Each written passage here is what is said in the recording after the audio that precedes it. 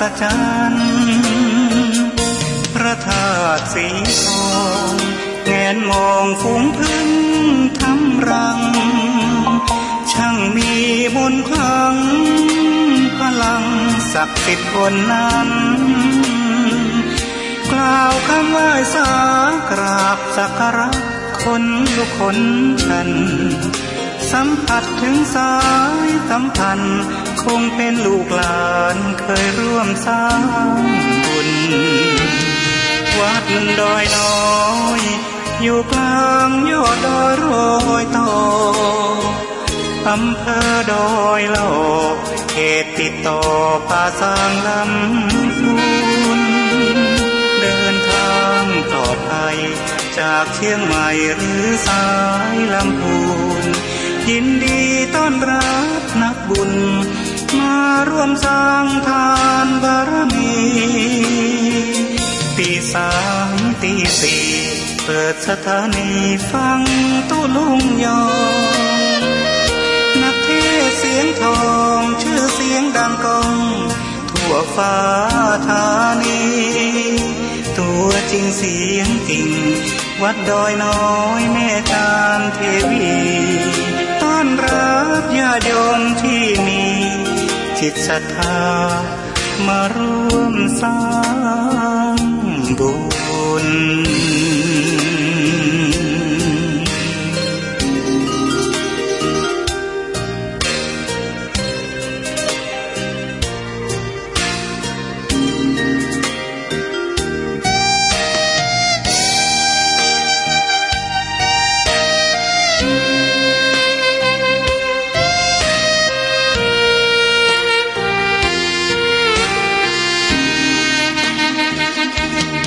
วัดดอยน้อยอยู่กลางยอดดอยโรยต่ออำเภอดอยหล่อเขตติดต่อป่าซางลำพูนเดินทางปลอดภัยจากเชียงใหม่หรือสายลำพูนยินดีต้อนรับนักบุญมาร่วมสร้างทานบารมีตีสามตีสี่เปิดสถานีฟังตุลุงยอนักเทศเสียงทองชื่อเสียงดังก้องทั่วฟ้าธานีตัวจริงเสียงจริง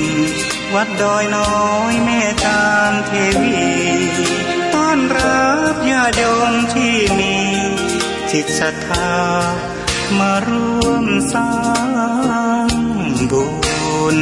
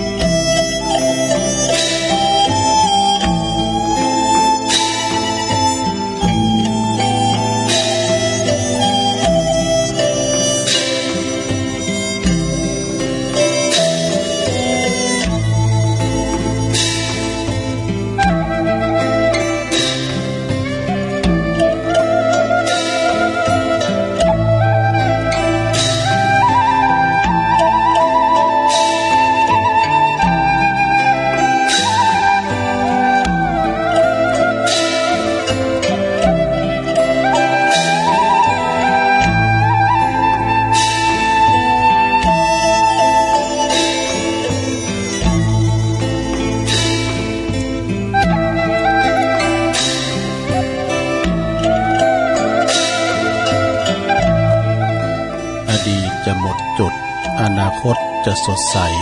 ต้องแก้ไขที่ปัจจุบันขอความนอบน้อมแด่พระรัตนตรัยอันมีพระพุทธพระธรรมพระสงฆ์เป็นสรณะที่พึ่งกราบแนบไต่ไหวสาถวายความเคารพมายังครูบาอาจารย์พระมหาเถรานุเถระท่านเจ้าคณะพระสังฆาธิการพ ระภิกษุสามเณรเจ้าจุโตนจุองคุวัดวาอารามขอความเจริญในธรรมเจริญปอนเจริญชัยเจริญสุขมายังบรรดาปออกแม่ออกศรัทธาสาธุชนคนดีทั้งหลายเนาะ ปอหลวงแม่หลวงปอลุงแม่ป่าปีป่าหน้าเอาอาศรัทธาตีนจ้องห้องวัดเท่าแก่หนุ่มกำใจยิงต่างหลายอันปิ้นกีฬานุปถากสันนิบาตตานเข่าตีได้ตื่นจืนขึ้นมาแล้วเนาะพองก็ตื่นตั้งแต่ตีหนึ่งตีสองตีสามก็มาฟังรายการนี้เปิ้นใส่ชื่อว่ารายการสัพเพเหระปกิณกะคนลุงไก่แจ้งรายการเสียงธรรมแสงทองเป็นรายการสดรายการติมาตัวปินเนาะเป็นรายการแหลกนะยินดีต้อนรับลุงอรุณของวันใหม่นะซึ่งก่อนรายการนี้ดำเนินรายการโดยตนตัวแห่งอาตมาภาพเก่ากับผมตุลุงหนันชัยวัฒนาคเสโน แห่งวัดพระธาตุดอยน้อยตำบลดอยหล่ออำเภอดอยหล่อจังหวัดเชียงใหม่ก็ได้มาเข้ารายการนะมาปบมาปะกับปอออกไม่ออกศรัทธา มาปิ้นกูปิ้นกีมกันมาปิ้นกำลังจิตกำลังใจมามาจ้าเนาะเรียกว่ามาเป็นกำลังใจให้กับพ่อแม่พี่น้องศรัทธานาบุญเฮาที่เปิ้นนอนบ่หลับก้าน่ะฟังแก่งอมแก่เงากันไปในโลงเด้อฟังแก่งอมแก่เงากันไปเป็นคายเขตไปอีกเนาะก็ตุลุงก่อนนางอยู่ที่บุญพระธาตุบุญวัดพระธาตุดอยน้อยเนี่ยส่งกระแสเสียงไปหลายตีพี่น้องตังเมืองเป่าเมืองฟางตังเจียงใหม่ในตัวเมืองโพดไปตังบันทิบันแจมปุ่นแม่แจมก้านี่ตังไก่ก็บ่ว่ากันข้ามแพด้อยนางแก้วไปตังเวงป่าเป่าข้ามแพด้อยขุนตาลไปตังลำปางเมืองเขตล่างนครไปตังแม่ฟ้องเขาปุ่นน่ะก็ฟังกันไปศรัทธาญาติโยมเนาะฟังกันไปก่อนอื่นนั้นตุลุงก็จะไหวพระกันนี่เนาะก็เดี๋ยวจะมาเอ่ยกับสถานีที่เปิ้นมีบุญต่อโสตประสาทหูของเฮาที่อดถาดาบฟังกันหลายคืนเนอะแต่ก็ขออีดูพี่น้องโซนไต่โทรกันมาอยู่ใจแต่เมื่อมาแล้วเปิ้นว่าเปิ้นปิดปรับปรุงเปิ้นเอาเครื่องไปเสกปูนเมืองแปรปุ่นเนี่ยแม่เขาไม่ได้ยินแล้วเปิ้นจะปิด3 วันก่อนเนาะวันที่2แล้วก็โทรมาอยู่ใจก็เปิ้นได้ยินเปิ้นก็โทรมานี่ดุ ก็ว่ากันเนาะก็บอกไปนะไหวพาเกินลงบ้างลงโอนแม่บุญพินเขาตึงลงตึงหลายเพื่อความปินมั่งกะละปินสิริเนาะแก่ตนแก่โตแก่ครอบครัวลูกหลานตั้นเต่าไปตั้งเนื้อตั้งไต่ไปไก่ไปไกลไปกับรถลาโยดยานพาหนะก็ขอเดินทางแข็งขาดปลอดภัยทุกตารางกิโลเมตรของการเดินทางนะไหวพาก่อนอะระหังสัมมาสัมพุทโธภะคะวา พุทธังภะคะวันตังอภิวาเทมิสวากขาโตภะคะวะตาธัมโมธัมมังนามัสสามิสุปฏิปันโนภะคะวะโตสาวกสังโฆสังฆังนะมามินะโมตัสสะภะคะวะโตอะระหะโตสัมมาสัมพุทธัสสะนะโมตัสสะภะคะวะโต อะระหะโตสัมมาสัมพุทธัสสะนะโมตัสสะภะคะวะโตอะระหะโตสัมมาสัมพุทธัสสะอิติปิโสภะคะวะอะระหังสัมมาสัมพุทโธวิจจาจารณะสัมปันโนสุขโตโลกวิโตอนุตตโลปุริสะธัมมาสาลาธิสัทธาเทวมนุสสานังพุทโธภะคะวะติสวากขาโตภะคะวะตาธัมโมสันติทิโกอากาลิโกเอหิปัสสิโกโอปันนะยิโกปัจจตังเวทิตาโปวินโยหิติสุปฏิปันโนภะคะวะโตสาวกสังโฆอุจุปฏิปันโนภะคะวะโตสาวกสังโฆยายะปฏิปันโนภะคะวะโตสาวกสังโฆสามิจิปฏิปันโนภะคะวะโตสาวกสังโฆยะติตังจัตตาลิปุริสยุคานิอัฏฐปุริสปุคคลาเอสะภะคะวะโตสาวกสังโฆอะหุนายโยปะหุนายโยตักขินายโยอัญจลิกาลานิโยอนุตตลังปุญญเขตังโลกัสสาติ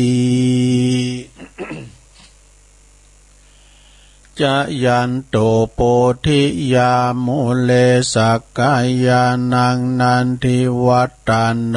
เอวังตวังวิจโยโหหิจยสุจยมังกัลเลอัปปลาจิตตะปันลังเกสีเสปัทวิปุคัลเลอภิเสเกสัปปะพุทธานังอากาปโต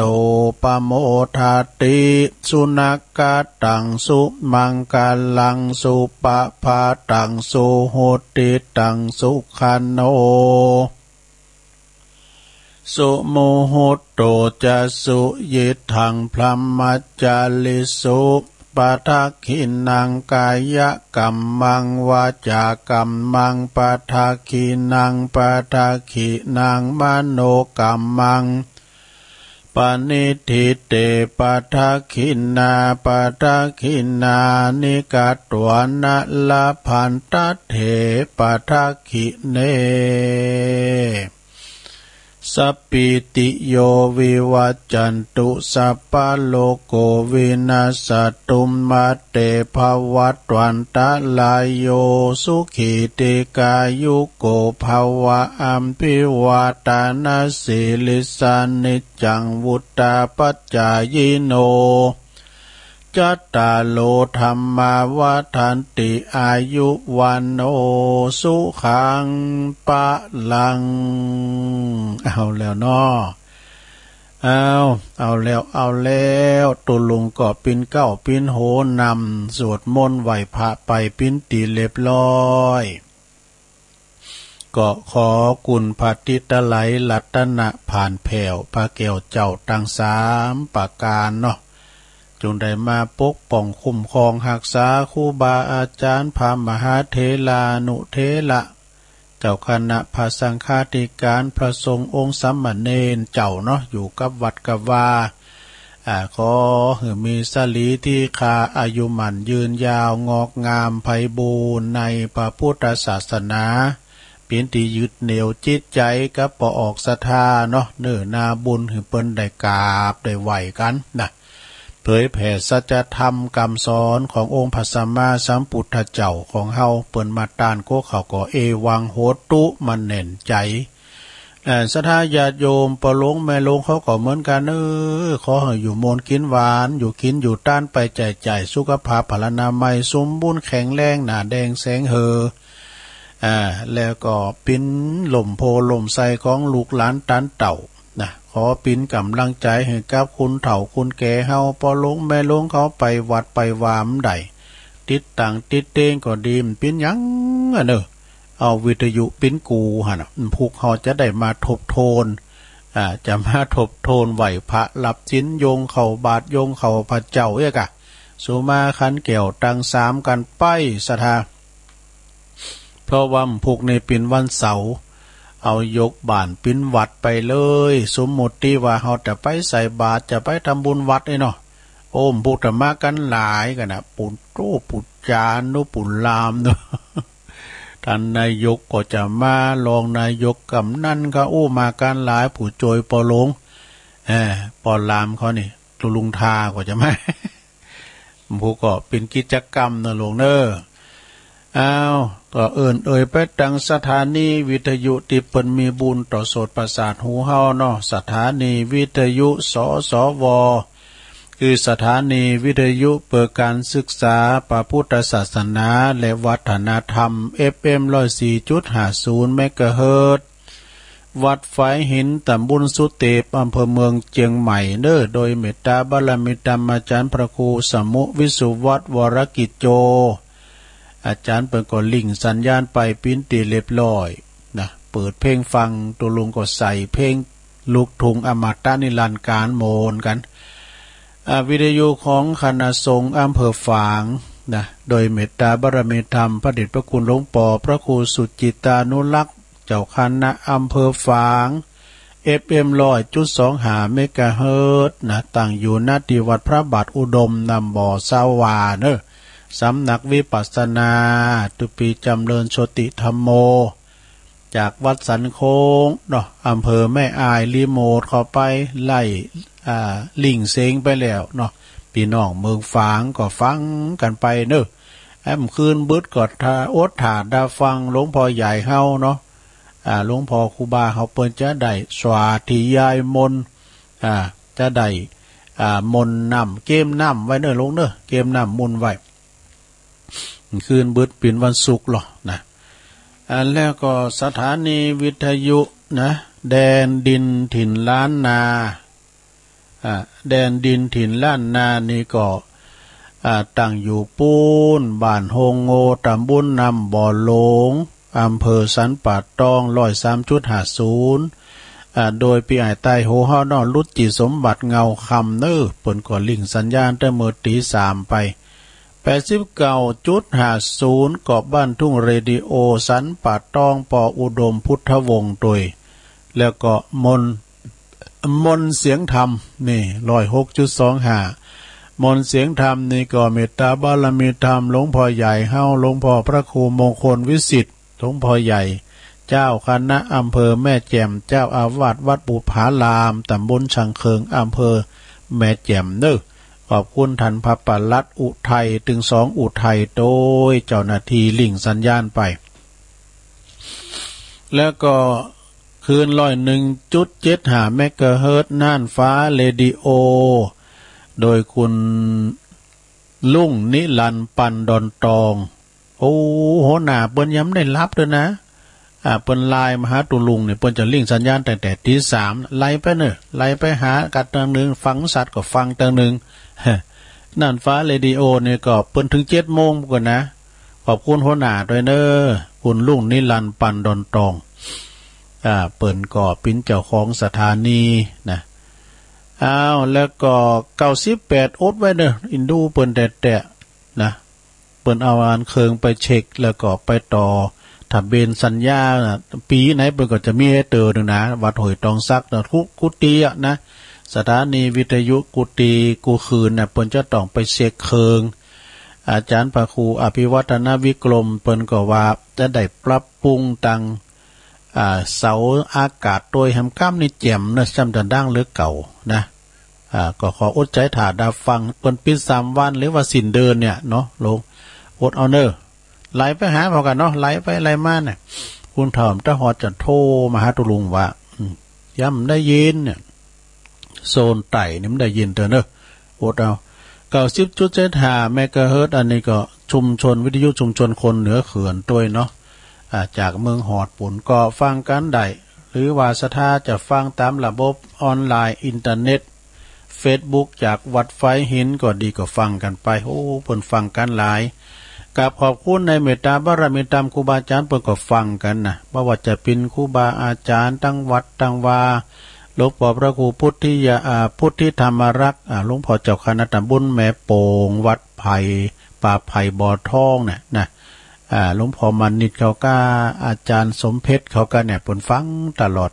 แล้วสายใต้ในเมตตาบารมีตามหลวงพ่อพระครูอินทยานรังสีที่ปรึกษาเจ้าคณะอำเภอจอมทองวัดพุทธนิมิตเนี่ยเพิ่นก็ฟังตลอดเดินทำได้ยินเด้อหลวงพ่อเด้อเพิ่นปิดปรับปรุงเนาะเปิ้นก็จังว่าฝากปัจจัยมากำ400 500ก้านน้ำกาไฟกะนะตั้งแม่แดงเขาพุทธนิมิตนะแตนดอกไม้บ่ว่าจะเป็นแม่มนวงสายยะเขามาดังพี่ก็หลวงตามูลเขานี่น้องเจริญแล้วก็เมตตาบารมีตามหลวงพ่อพระครูสันติเจติยากรนี่เปิ้นก็อยู่วัดเกตกาลามเปิ้นก็ฟังวัดอุโมงค์ก็ท่านพระครูบุญเลิศเนาะเปิ้นฟังผมฟังตุ้ลุงอยู่เนอะโอ้ขอบคุณนะทุกพี่เนอะเมตตาบารมีธรรมหลวงพ่อพระครูโชติสุวรรณสอนนี่วัดศาลาตำบลนำแพเปิ้นก็ฟังกันไปเนอะศรัทธาบดีกาประเสริฐประสันโนบัดนี้ก็96อันเนาะ96เปิ้นก็ออนแอร์เนี่ยเปิ้นว่าออนแอร์ออกสถานี96วัดดอยสุเทพนะเปิ้นทดสอบสัญญาณอยู่เนาะโอ้เปิ้นฟังกันหนักกันหลายก็ต้องขอบคุณด้วยเนาะเอาแล้วเนาะเขาเลิงกันศรัทธาญาติโยมวันนี้ก็ศรัทธาก็ฟังกันโอ้แต่ว่านี่ขอบคุณเด้อหน้านุงสูงซองเปิ้นมาแอวหาเปิ้นมางานเขาด้ามโลดขึ้นมาดอยพี่อันนี้ก็ตระกูลปั้นดอนตองเหมือนกันเด้อสียนจองด้วยบ่ว่าจะเป็นหน้าทินก็ดีหน้าบุญหลงก็ดีปันดอนตองหน้าพันปันดอนตองหน้าคำก็ปันดอนตองหล่าใหม่ด้วยแล้วก่อนหน้าหอมนี่หน้าหอมไก่เขาหน้าทรงสีเขาวีโรดเขานี่พี่น้องตั้งห่างต่ำตั้งแม่อายตั้งก้อโมงก็มีก็โลดขึ้นมามีเขียวหวานมาดึงกะโลกันนี้หน้าตูมสัมฝากมันคือมาได้ยัดดำคือก้าวะเนี่ยนะกะลำปีนี่โหเต่าโหนะขอบคุณเด้อที่เปิ้นมาแอวหาตุลูกตุหลานเนาะมาแอวหากันก็ศรัทธาญาติโยมวันนี้ตุลุงก็น้อมนำเอานะน้อมนำเอาพระธรรมเทศนาของตุอุ่ยเหมือนกันเนอะหลวงปู่หลวงพ่อบุญปันลืมจดแม่น้อยเปิ้นว่าเอาคาถาน่ะตุลุงเอามาตายปัญหาเราไผได้พองเด้อมันได้ขีนไว้ซะกรรมนี่แม่น้อยกาดนัดเนาะตุลุงก็จะเอาทำเรื่องสบู่นะโอ้มันกินอกกินใจโดยความบ่ประมาทในชีวิตนะมันได้เมากันนะโมเมาสว่าหากินเฮาก็เบาๆหน่อยอย่างที่เปิ้นเบรกเด้อเนี่ยโควิดมาเบรกเด้อเนี่ยโอ้มันเจริญล้ำไปนะโลกมนุษย์เนี่ยเบรกไว้พองเนี่ยบางพองก็ตกงานไปก็ย้อนยุคนะพอเพียงนะจะไปโมเมาปกติคนเราก็เมาอยู่ไม่รู้หายเมาชีวิตคิดปลื้มจนลืมตายเมาร่างกายว่างามอารามตานี่ก็เดี๋ยวหลวงพ่อความเมานะในสบู่3ก่อนนี่นะตัวลุงเจ้าวาทำก็เด้อหน้าบัดนี้นะหลวงนะก็เดี๋ยวเขาก็มาอู่กันแถมนะบัดเดี๋ยวนี้ก็อู่นั่นนะแต่อู่ในธรรมเด้อนะโมตัสสะภะคะวะโตอะระหะโตสัมมาสัมพุทธัสสะนะโมตัสสะภะคะวะโตอะระหะโตสัมมาสัมพุทธัสสะนะโมตัสสะภะคะวะโตอะระหะโตสัมมาสัมพุทธัสสะปะมาทะมะนุนมนุยายุนชันติภาลาธุมะเมธิโนชันนาตีเนี่ยคาถาเปิ่น เปิ้นต้องมีคาถาก่อนเนาะณโอกาสบัดนี้ตนโตแห่งอาตมาภาพก็จักได้แสดงพระธรรมเทศนาเนาะพรรณนาพระธรรมคำสอนขององค์บวรสัมมาสัมพุทธเจ้าเนอเปิดปิ้นเคิงประดับปิ้นเคิงอาภรณ์สันดับสติปัญญาเพอว่าเพิ่มพูนกุศลบุญญาลสีติตันเจ้าภาพตีศรัทธาความเจอว่าปมาทะเจอว่าภาษาตาคือความเจอความเหลื่อมใสอันจะนำมาซึ่งปัจจัยแห่งการประพฤติปฏิบัติเนอะศรัทธาญาติโยมทั้งหลายถูกชอบตามทำนองคลองธรรมนี่เป็นจะเป็นการเป็นบุญเกิดนุนไปนะอันเกิดจากการธรรมสวรรณใหม่จากการสดับหลับฟังของบรรดาปออกไม่ออกศรัทธาสาธุชนต่างหลายก็ได้ชื่อว่าเฮามีการค้นขวายหากรรมให้นะและก็ได้ประโยชน์อย่างยิ่งฉะนั้นขอหือตันศรัทธาสาธุชนปออกไม่ออกได้มีสติมีสมาธิความตั้งใจตั้งมั่นขันติความอดทนอดทนตั้งอกตั้งใจฟังต่อไปบรรดาเจ้าปุตตั้งหลายเนี่ยหมู่เฮาเจ้าขาดตั้งหลายนี่ต่างก็ฮู้ต่างก็เข้าใจกันว่าหน้าที่ของเจ้าปุตเฮาก็มีการบำเพ็ญบุญกุศลอย่างว่าวันศีลน่ะโอ้เปิ้นก็มากันหลายนะ20ปลายซะนะ20ปลายอย่างปอทรงเดชเปิ้นมว่านะโอ้ตั้งงานเสดี3ยอดเนี่ยพวกเขาวัดเขาว่าดีศีลย่ำแรงกว่าคนนักเลยหรอก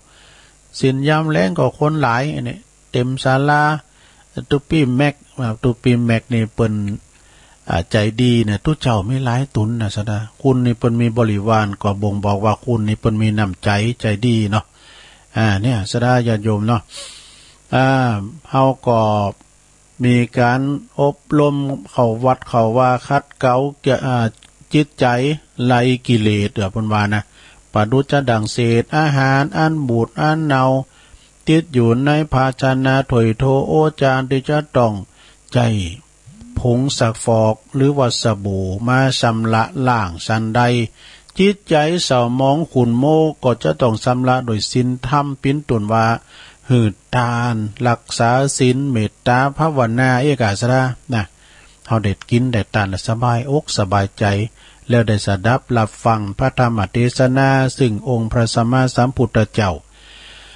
เพิ่นทรงบัญญัติไว้ว่าพวกเฮาเจ้าพุทธนี่นะได้ปฏิบัติสืบกันมาจนทุกวันนี่นะดังจะหันกันว่าประจำเป็นประจำว่าอันเมื่อถึงวันพระวันศีล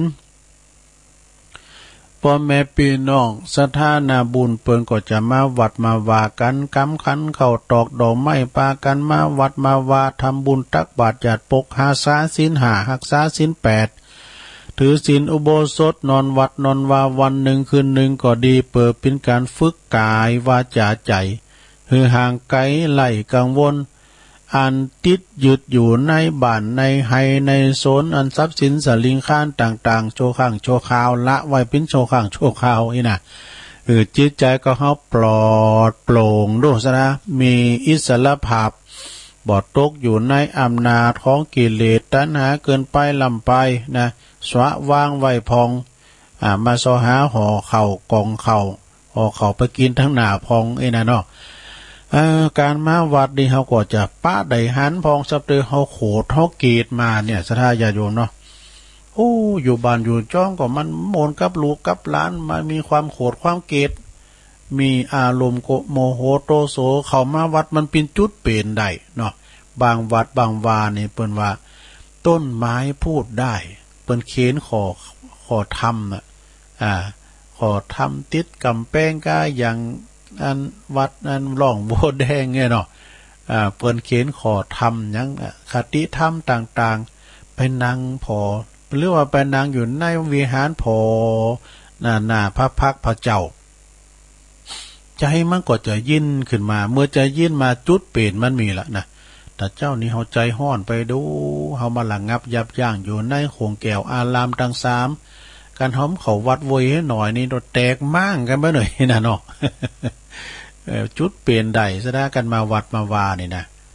อารมณ์ก็จะยิ่นขึ้นมาธรรมวัดนี่จะปะอยู่3ประการมีวิเวก3ประการว่าคือ1กายวิเวกคือสงบกายนี่สงบกายแล้วนะอยู่บ้านอยู่จ้องนี่มันกายมันก็สงบนะ2จิตวิเวกก็คือสงบจิตการอยู่บ้านนี่มันจิตมันกึดไปเลยกะ3อุปธิวิเวกนะสงบจากกิเลสนี่สงบจากกิเลสเมื่อกายวาจาใจสงบดีแล้วจิตใจของเขาก็จะเยือกยินความตุกข์ความเดือดร้อนห้อนใจความสับสนโอลหม่านวุ่นวายก็จะบรรเทาเบาคลายไปนะหายห้อนปลายในกิเลสก็คือสมกับคำว่าไข่ยินหรืออาบน้ำวังหินก็คือไปอาบน้ำฟังธรรมติวัดติวานั่นเองอาบน้ำฟังธรรมคือจำละกายคือบริสุทธิ์ใสสะอาดไปฟังธรรมก็ชำระจิตใจนะอาการนั้นที่หมู่เฮาจะปุดนะมาปฏิบัติธรรมมาปฏิบัติเช่นนี้เรียกว่ามีสติบ่ประมาทเด้อเฮาประมาทความประมาทในธรรมแปลว่าเลินเล่อนะ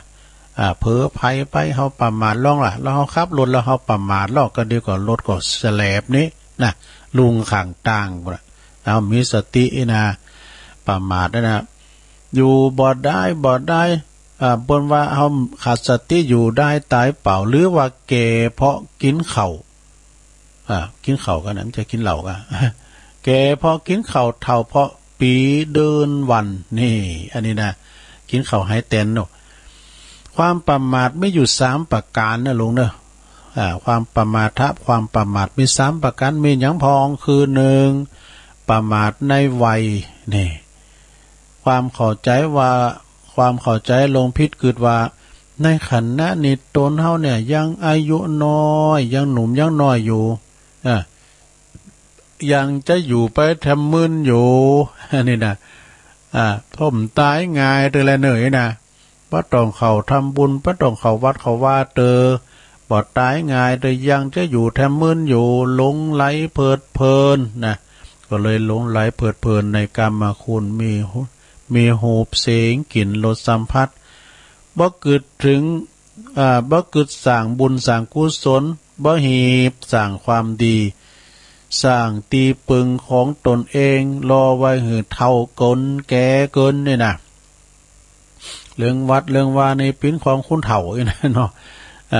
เลยบ่หือตานหักษาศีลขาดปัญญาพิจารณาถึงอัตภาพ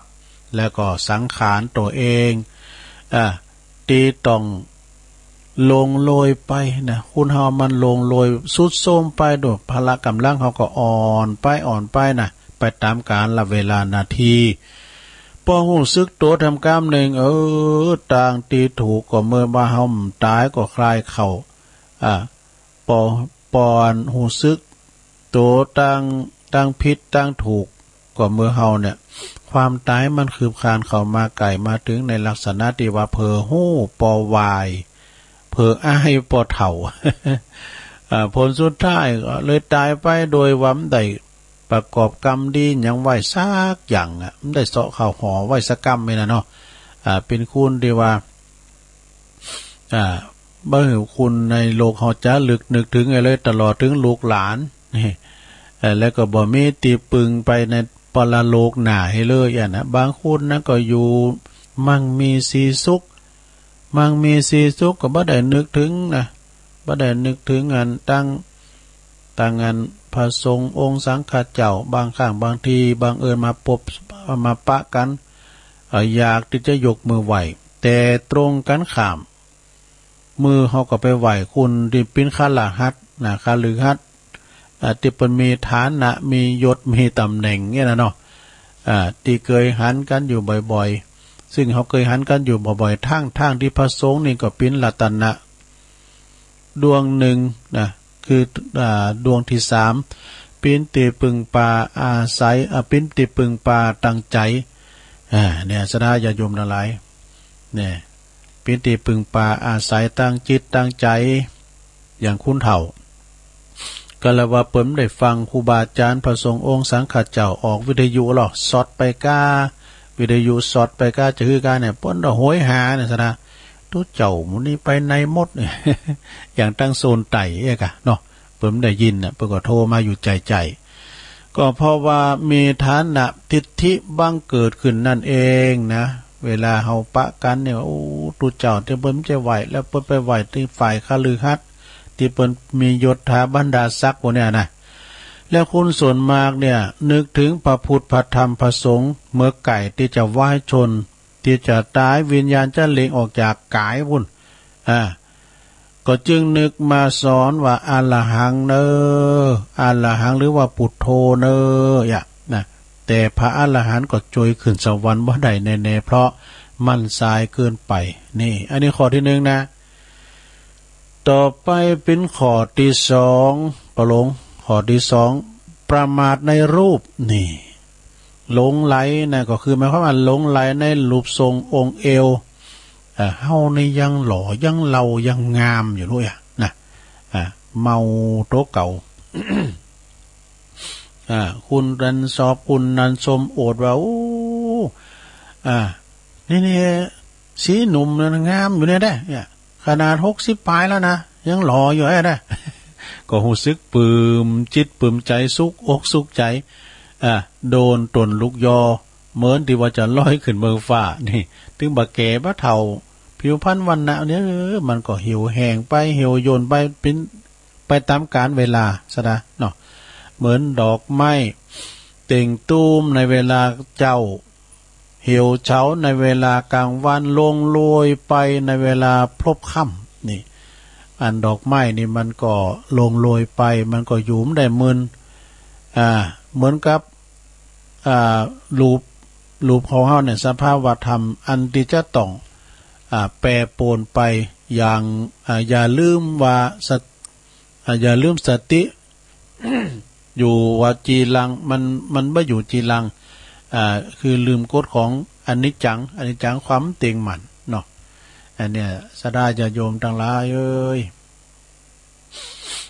เท่าแก่เลมอนมาเนี่ยเดี๋ยวนี้เขาอยู่ปัจฉิมวัยเลยอย่างตุลุงเขาเนี่ยยางกายเข้าไปถ้าปิ้นตะวันนี่มันแรงแล้วเอกเนาะพำลำเปิงไว้ต่อไปข้อที่3เนี่ยลงเนอะ ข้อที่3ประมาทในทรัพย์ก็คือเป็นทรัพย์สินเงินทองเข้าของสัมปติให้นาปัดตั้งเอกหลงไหลอยู่ในทรัพย์ในสินของเฮาบ่ต้องทำการทำงานกินนอนเอาของเงินทองเฮามีปะเลอะเปิดเติมสังน่ะคุณมีคุณมานับหน้าถือตาเพลินโมเมาในความมั่งมีสีสุขนะลืมทุกสิ่งทุกอย่างวะนะลืมหยังก็เลยบ่ได้ทำบุญกรรมดีบ่สร้างกรรมบ่ได้สร้างกรรมดีบ่ได้สร้างบุญสร้างกุศลมีความหันแก่โตดังจิต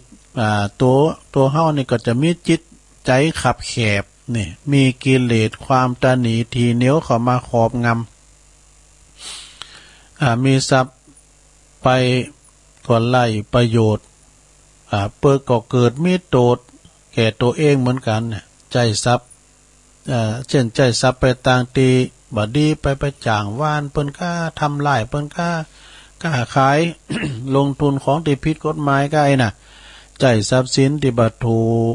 ที่ขาดเหตุผลขาดสติปัญญาจึงนำพาความเดือดร้อนห้อนใจความหายนะมาสู่ตนเองดังเขาได้ยินตามข่าวประจำอยู่ถึงวันนะดังบาลีปนตัดไว้ทำกรรมหนึ่งว่าท่านันติโภคาทุมเมทังก็แปลว่าทรัพย์สินตั้งหลายยอมข่าคนที่มีปัญญา3ดังนี้แต่ที่เขาจะเกิดว่าโอ้เฮาอยู่บุญกองเงินกองทองจะฉุกคิดว่าก็เพราะว่าบุพเพกตปุญญาตาเขาได้สั่งไว้ในจาดก่อนด้วยเนี่ยคือเขาเคยบริจาคทรัพย์สินเงินทองทานมาแล้ว กึดว่าเฮาเคยสร้างบุญสร้างกุศลไว้ในจาดปังก่อนเพราะว่าจันนี้เฮาถึงมังมีสีสุขมีทรัพย์สินเงินทองมากมายกับว่าบักกึศกรรมเนี่ยอันนี้ก็เปิ้นเรียกว่ากินบุญเก่า บุญใหม่เฮาสร้างมันก็เหมือนกับธนาคารอย่างตุลุงวาน่ะเฮาก็มีกันมาเบิกมาชะตังเฮาอยู่ในธนาคาร8ปันเลยนะ8ปันนี่มันถึงหมื่นเฮาจะขอถึงหมื่นก็ไม่ได้ไปสักเตอแล้วก็ไปเบิกมาอยู่ใจนะเบิกมากำ500กำปันเบิกเงินเก่ามากินดีๆก็มันก็เสี่ยงไปนี่กองค้างเนาะ เงินกองค้างก็บกก็พองไปหน่อยไปก็เงินใหม่มาไปฝากบุญใหม่เฮาเติมเนาะสถานเนาะเวลาหมดบุญหรอเหมือนกับเงินหมดธนาคารเหลือการบัญชีเป๋า ก็สตางค์ไม่ได้หมดก็โตเบิกไปหมดนี่นะแล้วก็กล้ามาเป็นคุณธนีทีเหนียวกึดไว้ว่ากินต้านถึงวันนี้เขาก็กินสร้างบุญใหม่ไปหลงไหลต่อกิเลสความเคล้างมงายนี่คุณชนินนี่ถึงว่ามีชีวิตอยู่แต่ได้บ่ได้ประกอบคุณงามความดีบำเพ็ญตนในไปทางที่สอบ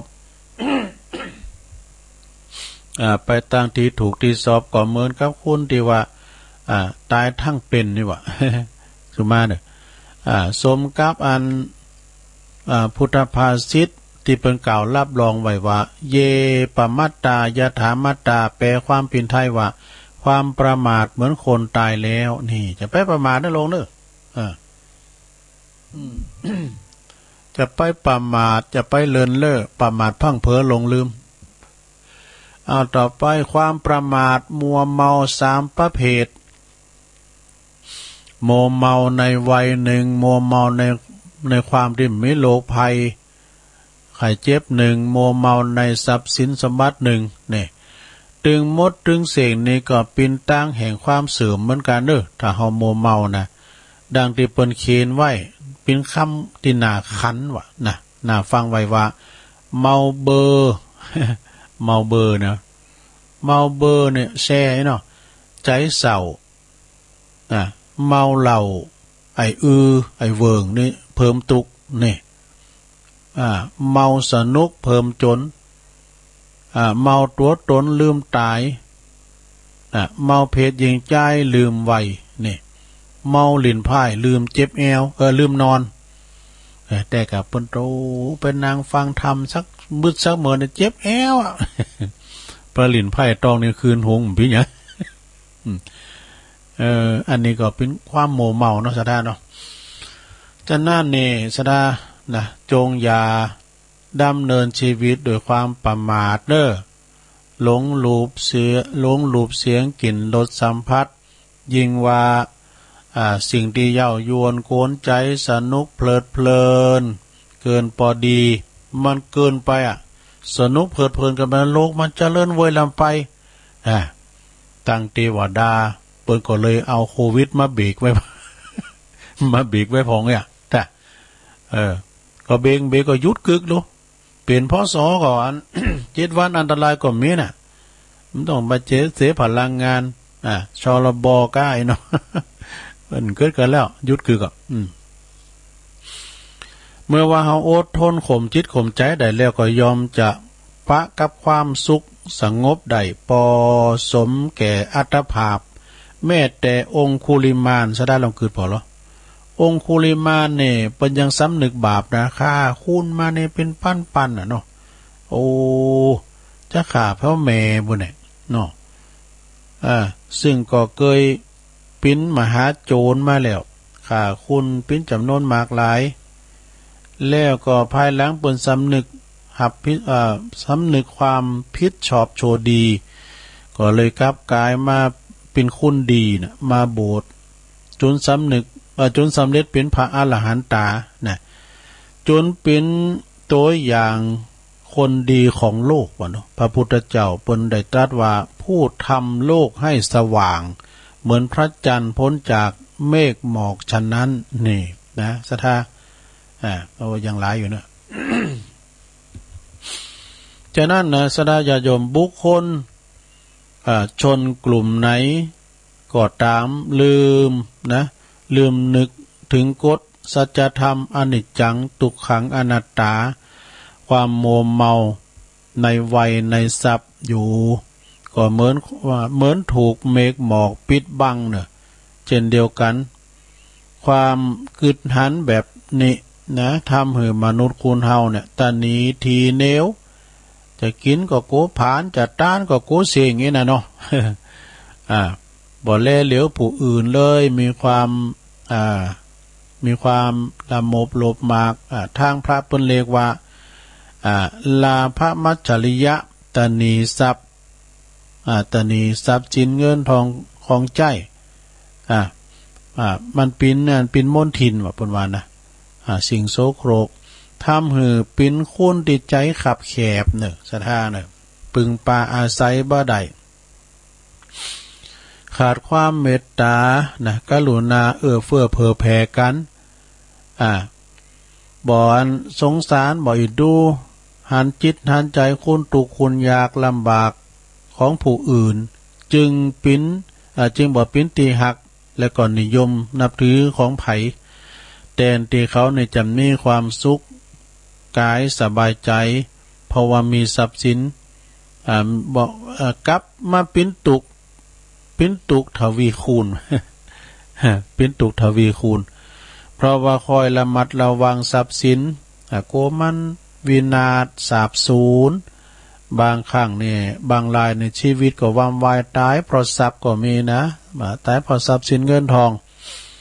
ยุคนี้สมัยนี้ซ้ำหายเขาของเงินคำหายเข็มคนตกงานหนักก็ระวังไว้เด้อศรัทธาเด้อไปไหนใส่ข้อคำแต่ไปใส่ไปเนี่ยแม่แต่ของเก้ก็โดนนะลุงนั่นนะไปกาดใส่ใจข้อนะสินเท่านิ้วก้อยนะมันเหมือนของแต่มันเป็นรอไพ่รอสาวมึงไอ้หงไว้ลุนมาหันใส่กับสัตว์ตืดสัตว์ตืดไปไข่โหค้าเนี่ยมันนึกว่าได้ของดีไปกันนะของเก้เนาะแต่เดี๋ยวไอ้สองคู่ในขี่รถเครื่องปีมาในบุตรบอกกอกใส่ปากันว่าวัดโหเนี่ยบุตรจุแต่ชั่วพิษของเก้เนาะนี่แต่ของเก้ก็ทำเหมือนเจ็บตัวได้นะหมอนั้นก็โจรมาป่นนี่เนาะปุดตู้เอากันเนี่ยใส่แล้วกุยกันเอาปินเอาตายนี่ปุดตัวเผื่อเนี่ยมันก้านพวกไล่กะเปิดก็ขุนเอาเนื้อเอาโตมันได้สตางค์บาทเดียวโจรก็ว่าก็คิงมีสตางค์บาทเดียวในคิงสู้เอาปินเอาตายก็ห้าดีไอนี่บ่ะดีไอว่ะสตางค์มีหน่อยก็ดีไอนะซะนะสตางค์มีบาทเดียวสู้เอาปินเอาตายก็เปิดหูคุณตุกเนาะเปิ้นขุนโตนี่มีสตางค์บาทเดียวนี่สตางค์แค่บาทเดียวในคิงสู่ฮะนี่เอาปินเอาตายกันเหรอจะหื้อน่ะก็ห้าดีไอนี่เผยตึกอย่างเนาะจบข่าวทรัพย์สินเงินทองปิ้นของแหลกเปลี่ยนเนอสถานเนอความสุขสบายถ้าใจถูกนะถ้าใจถูกเหตุถูกผลใจตีเพราะว่าใจตีปิ้นประโยชน์เงินทองนั้นก็มีถ้าเก็บไว้บ่ได้นะบ่ใจจ่ายนะต่างก็เก็บไว้นะมันก็เป็นว่าเหมือนก่อนหินก่อนพามได้วะนี่ก็แตกกันเนาะแต่กินจัดต้านก็กินเนี่ยนะสุมาเด้อขีมเยียวน่ะนะเบิ่มจวยไผเสร็จตั้งเนี่ยเงินคำแก้วเนี่ยเปิ้นว่าเนาะเปิ้นว่าแต่แต้มว่านะวัดได้ก็ตามแต่ถ้าว่าเปิ้นกึดเปิ้นสาเนี่ยเปิ้นถึงมาติ๊กๆนะเปิ้นมาติ๊กเปิ้นมาต้านดอกผลงานออกติ๊กมีเงินมีคำก็เหมือนกันเขาก็ระบายไปกะกินไปตันไปมาดึงมาติ๊กยิ่งให้ยิ่งได้เนาะเหมือนน้ำเก่าน้ำมันนะว่ามันน้ำมันขังเนี่ยนะเขาขางออกพอไงนะน้ำใหม่มันไหลเข้ามาใสลงเนอะใสนะต่างก็แต่ว่าเขามีเงินมีคำใจก็เหมือนก่อนอิฐก่อนหินก่อนผาว่าเป็นว่านะหาราคาบ่ได้แล้วก็หาความสุขก็บ่ได้ผลตีสุดท้ายนี่เขาก็เอาติดตัวไว้ผลสุดท้ายตายไปแล้วเอาตัวไปได้แม่แต่สลึงเดียวตายแล้วเอาไปมันได้สตางค์ได้อันนี้เขายังเยะกันเยอะจะได้โอ้เวลาไอ้แม่จะตายก็ดีนะสุมาเด้อลูกเต่ามาตั้งแต่อีหล่าบ่ายเก้าเขามาแล้วปุดโตเอาอีหล่าเอามึงมา2,000นะ คำเคี้ยวมานี่หาปั้นมาอันนี้เอาใส่หมือนึงบ่เอามาโฮมกันเอาหือแม่หือแม่เนี่ยต่างคุณก็ต่างปั้นอีลินเอานั้นยืดแฮดได้แบบโกมันสูงเลยก็ได้หมื่นปลายอันนี้เอาไปใส่หือแม่กำไว้เนอแม่เนอเอาไปจ่ายในภพหนาเนอการมันติดมันคัดติดไหนก็จ่ายไปการมันติดมันคัดเปิ่นเก็บที่ไหนเปิ่นกินเปิ่นตาลที่ไหนก็ทำบุญไปในแม่เนอก็ย่างเปิ้นอยู่ดีกินได้สู้เขาเยี่ยมมันมาหือเปิ้นปากมองต้องแหงอย่างนี้แล้วเปิ้นหือมือแล้วเปิ้นเอามาใจอย่างใดครับแต่มันติดมันคัดตีนไหนก็จ่ายเปิ้นแม่เนอเอาต่างหน้าปีนไปเนอคือถึงบุญกินบุญตานี่แม่เนอพุทโธเนอธัมโมเนอสังโฆเนอทรัพย์สมบัติพวกนี้อย่าตีซะหน้าจะได้สังขายนาแบ่งเงินแต่นาปันดอนบนนี้ไอเก่าจะเอาเนอะเดี๋ยวถึงไหนแม่สลึงเดียวนะติดตัวไปมันได้ซักอย่างสดาญาโยมนะสมดังคำเขาหำเขาจ้อยบานเฮาบทหนึ่งแปลว่ามีเงินทองไว้บ่ใจบ่ซอยกองเต่ามอนดอยไผถึงบ่โอดอ่างมาดูแต่กันเนาะให้เหลือคุณจนทำงานทำงานกินจ่างยังดีกว่าคุณขีจิ แต่กันเนาะคุณขีจิก็คือธานีเนอะแถมบทหนึ่งเปิ้นว่าอันทรัพย์สินเงินทองเติกเต่าตายแล้วบ่ได้เอาตัวไปบาปบุญสั่งไว้บ่นี้ไปไหนจักตามตัวไปปรโลกไปหนาแต่กันเนาะแต่ขาวกับดำบาปกับบุญเน้อที่จะตัวหอกไปนะทำไปเถอะลงเน้อทำหนักใดก็ทำหน่อยเน้อเปิ้นกินก็โตกินเปิ้นตายก็โตต้านน่ะมันพิการเฮาอยู่ได้บุญนะถึงวันนี่นะซะนะเฮาอยู่ได้บุญนะมีเงินมีคำกินกันถึงวันนึงก็เพราะว่าเฮาเคยบริจาคต้านมาฟังธรรมนี่ป้าน่ะสูตรนั่นหรอไปไข่งามก็หักษาศีลเนยะไปไข่มีเงินมีคำก็ต้านมาหรอเนาะไปไข่มีปัญญาก็เจริญเมตตาภาวนาฉะนั้นในทางแก่ตามหลักพระพุทธศาสนานั่นก็เพราะว่าหาธรรม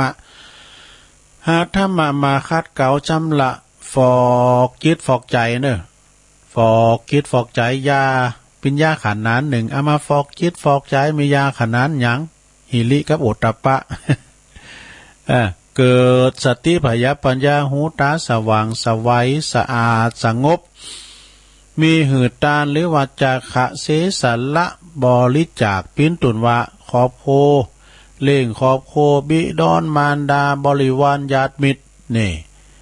เสียภาษีอากรให้กับรัฐเนี่ยทำบุญสุนทานบริจาคสั่งวัดวาอารามอันนี้ก็ถือว่าเป็นการ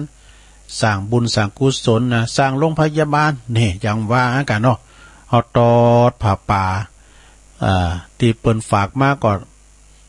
ทำกันไปแล้วนะทำกันไปปักตุ่นปักปลายกับลงพอไปเรียบร้อยบ่ว่าแต่สายเมืองฟังสายตั้งเฮาสายเว่งน้องหลงตั้งใดก็ดีหอมไปละนะยังจะมีรอบสองอยู่นะมันจะป่ารอบสองนะคือมันโต๊ะข้างก็เป็นยันนะแม่เพนเปิดว่าโอ้ยังบ่ไปเสี่ยงได้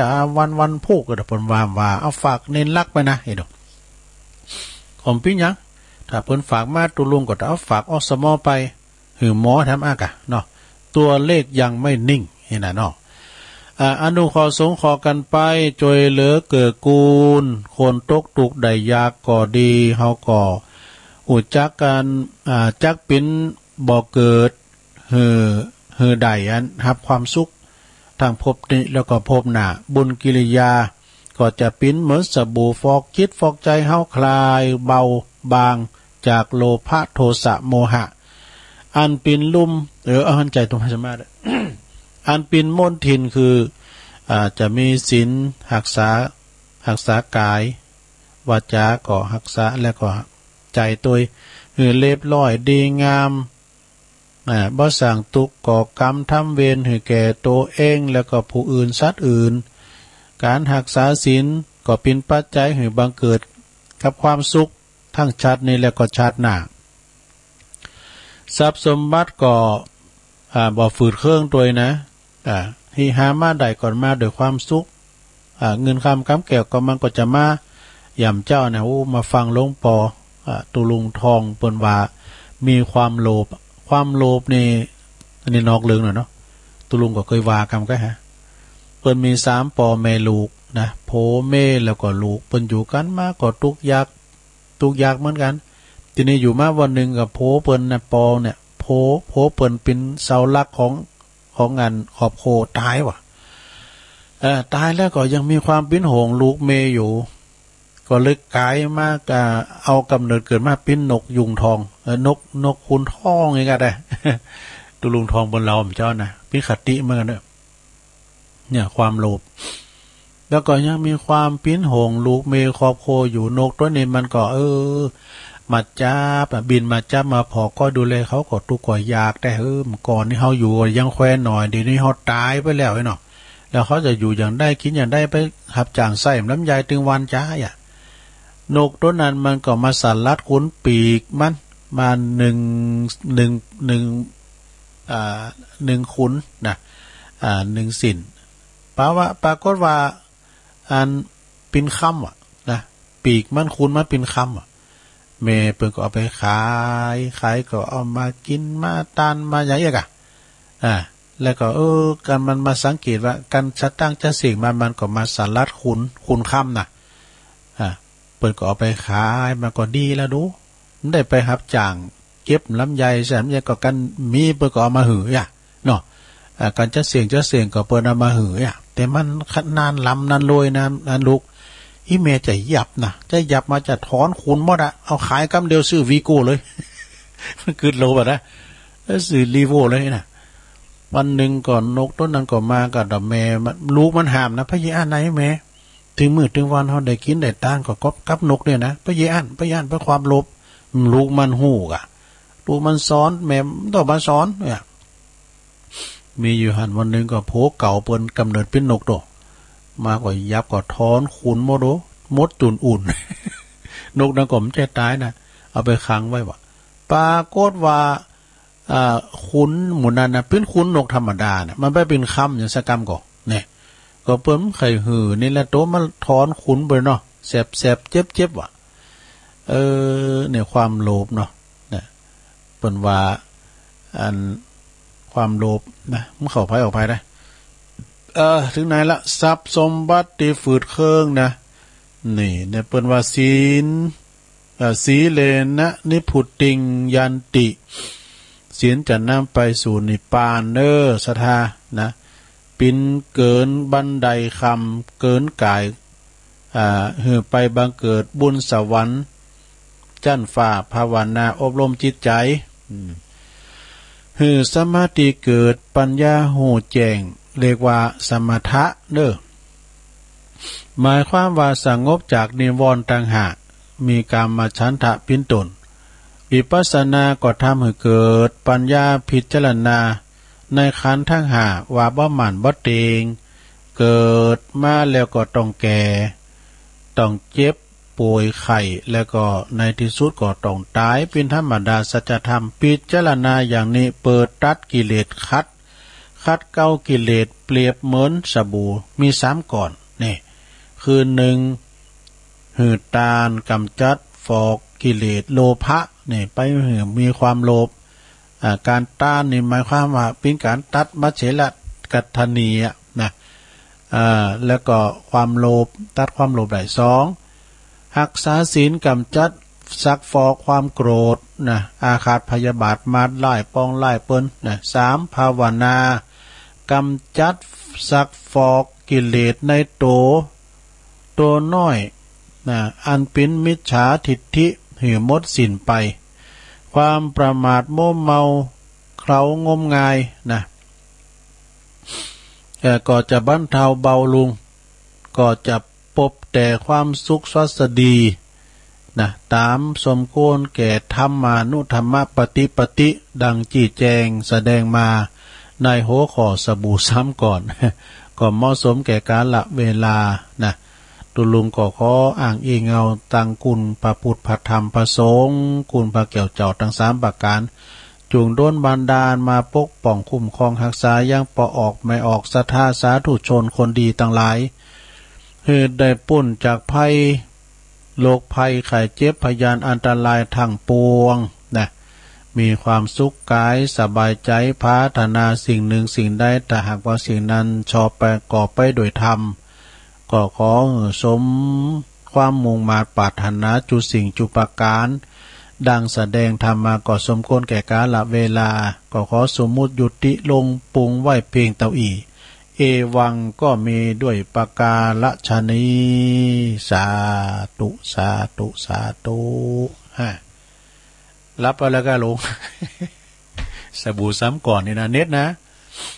ความไม่ประมาทเนาะประมาทในทรัพย์สินประมาทในวัยก็มาเสนอแนะให้กับสดาญาติโยมทั้งหลายได้ฟังกันแล้วก็แถมเลิงหนึ่งนะสดาญาติโยมเนี่ยไม่เชื่อแล้วอย่าลบหลู่ ตุลุงก็เคยเล่ากรรมเนี่ยก็มันยังเนี่ยเพิ่นว่าผีมีอยู่ไอ้นะบางพองโกผีก็เฮาในโกเนี่ยมันก็ใจหลอกตัวเก่าพอนะใจหลอกตัวเก่ากันเฮาไปที่ไหนน่ะโอ้ที่หาเนี่ยผีมาจังหลอกไหนน่ะเฮาไปเฮาก็ยานโกไว้นี่ก่อนเนี่ยตุลุงสมัยเมื่อก่อนนะมกเบาแถวมกแฮล่ามนี่ก็ ไปใส่เบ็ดกองเนี่ยสุมาเด้อเจ้าบาปนะแล้วก็เผือกำเดียวเนี่ยบุตรโตพอมืดสโลมกผีมกซุ่มซิมเนี่ยกะบุตรโต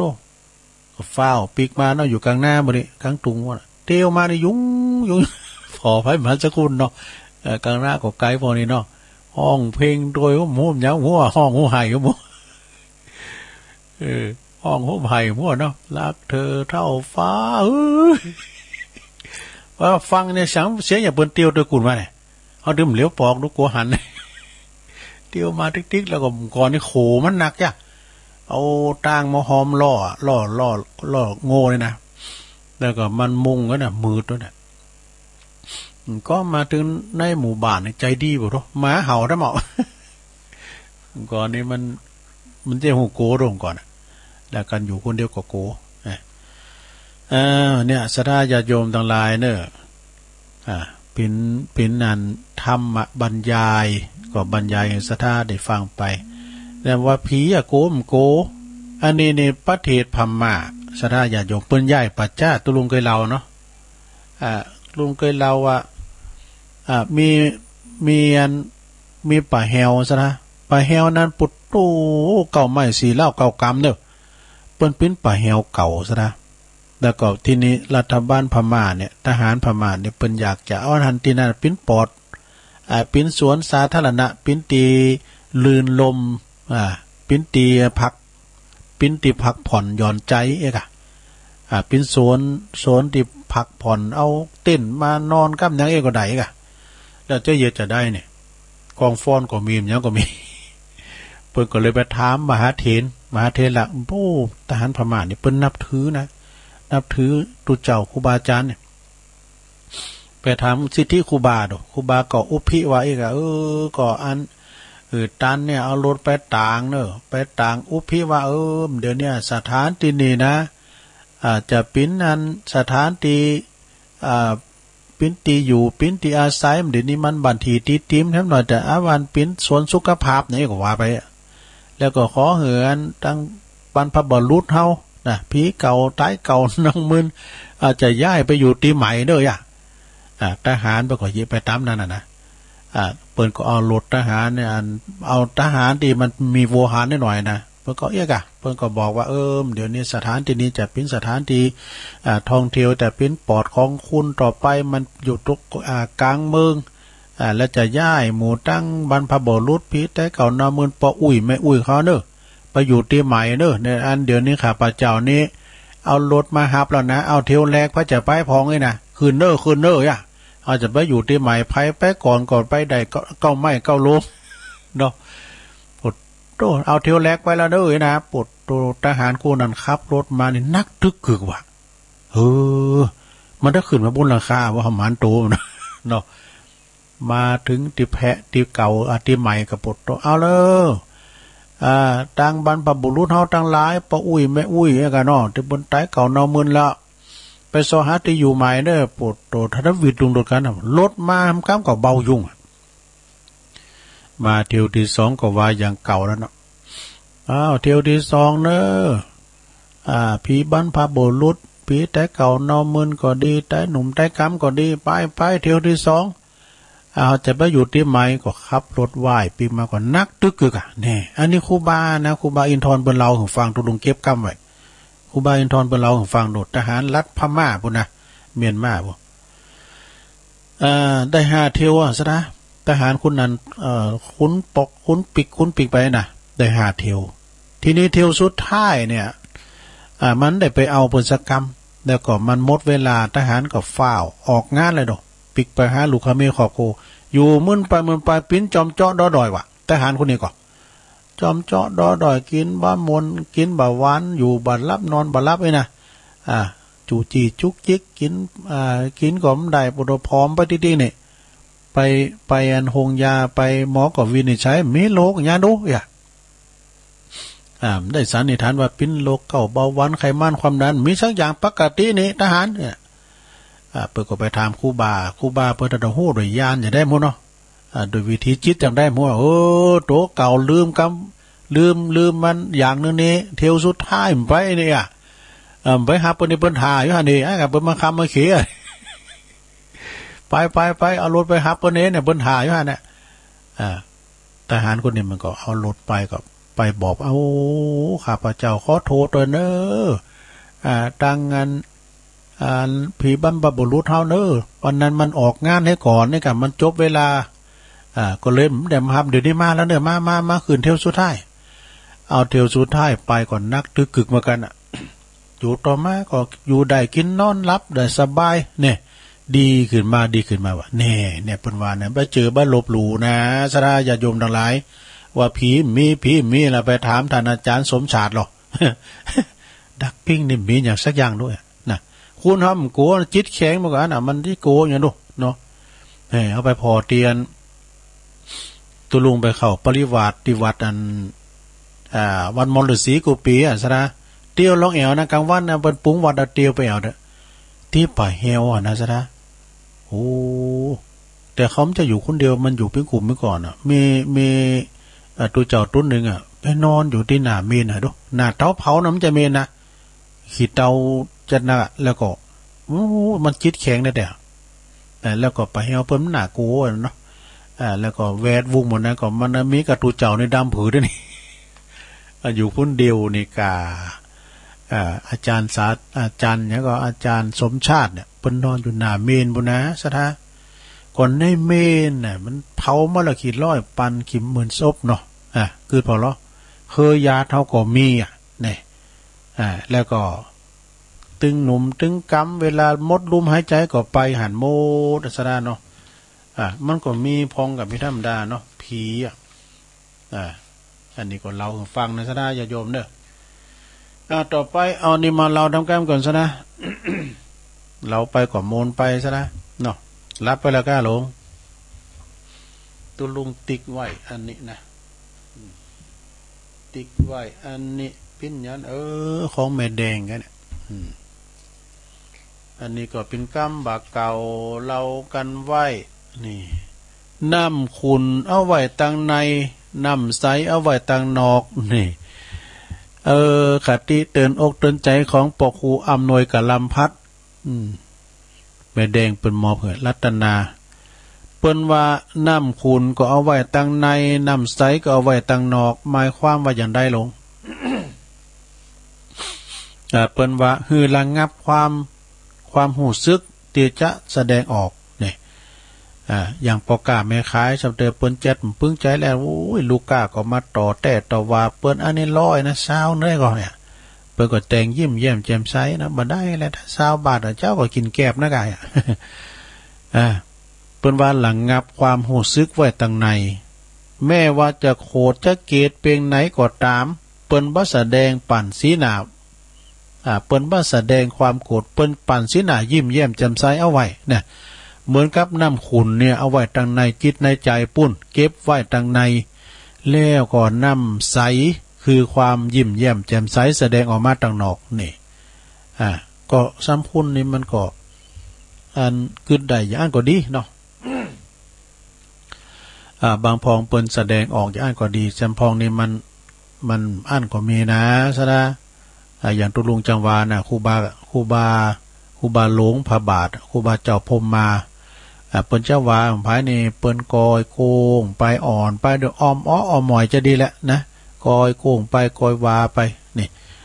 โดยที่ว่ารู้สึกว่าเปิ้นสอนเฮาเนี่ยนะเอาแถมอย่างหนึ่งเปิ้นว่าตุ่มผ่าลายม้ามันจังเห่าคุ้นกำขี้เก่ามันพิษกันนี่ทำเตือนนะก็แปลกเหมือนกันนะคุณบางคุณในการใส่ไอเวิงเบลานะขึ้นมันสามนะมันหูหมดที่ลงแล้วผ่านมาในไฟยืมจะตั้งมันหูหมดมันสามอยู่ขึ้นหงในปิ้นนกจอกตกกะแกสามย้อนแบมไปเอาจะตั้งมันไปยืมไปมันได้มันหูหมดสามแล้วพวกเจ้าบนถามขี้หัวยังขึ้นแล้วขี้หัวหูสักอย่างวะนี่อันนี้มันใจฮาเลยนี่เนาะดังเต้นให้หมายความว่าอย่างไรนุงผ่าลายม้ามันเห่าขุ่นกำขี้เก่าม้าขุ่นกำขี้เก่ามันจังพิษกันแต่ว่านุงผ่าลายนุงผ่าโชชาดปิ้นสีอย่างนี้นะไปลองไปหรอไปกลางตุงกลางหน้าควายหันได้นะไรนะใส่สุดแดงไปเนี่ยเป็นว่านุงผ่าตีมีสีสันลวดลายฉูดฉาดบาดตาสุนัขเลยว่ายอมจะเห่ายอมเจ้าเพราะว่ามันหันพิษปกติ พิษปกติอะลงเนาะหากว่าเลิงงานลาวเก่าๆนี่นะสะดาตีเจ้าของมันเนี่ยบ่อยากจะลื้อฟื้นขึ้นมานะเป็นประวัติกับมันลื้อฟื้นขึ้นมาก็ดีนะเมื่อวันนำมาก็ยอมจะทำให้เกิดการทะเลาะบ่แว้งนะพิษพ้องมองใจกันได้นี่ปีนี้ดอก เอาทำอย่างหนึ่งซะนะนกบ่อบินจะไปกลางปีกมันอย่างอาจารย์ปัญญวาได้โง่ควายบักกินยาก็จะไปตึกเขามันลุง เป็นกรรมบักเก่านะซะนะเด้อเป็นว่านกนี่นะที่มันยังอ่อนอยู่ไปตึงปีกให้มันบินพอมันยังบินได้แต่มันตัวน้อยอยู่เนี่ยอย่าไปจับปีกมันแล้วบังคับให้มันบินโง่ควายก็เหมือนกันนะ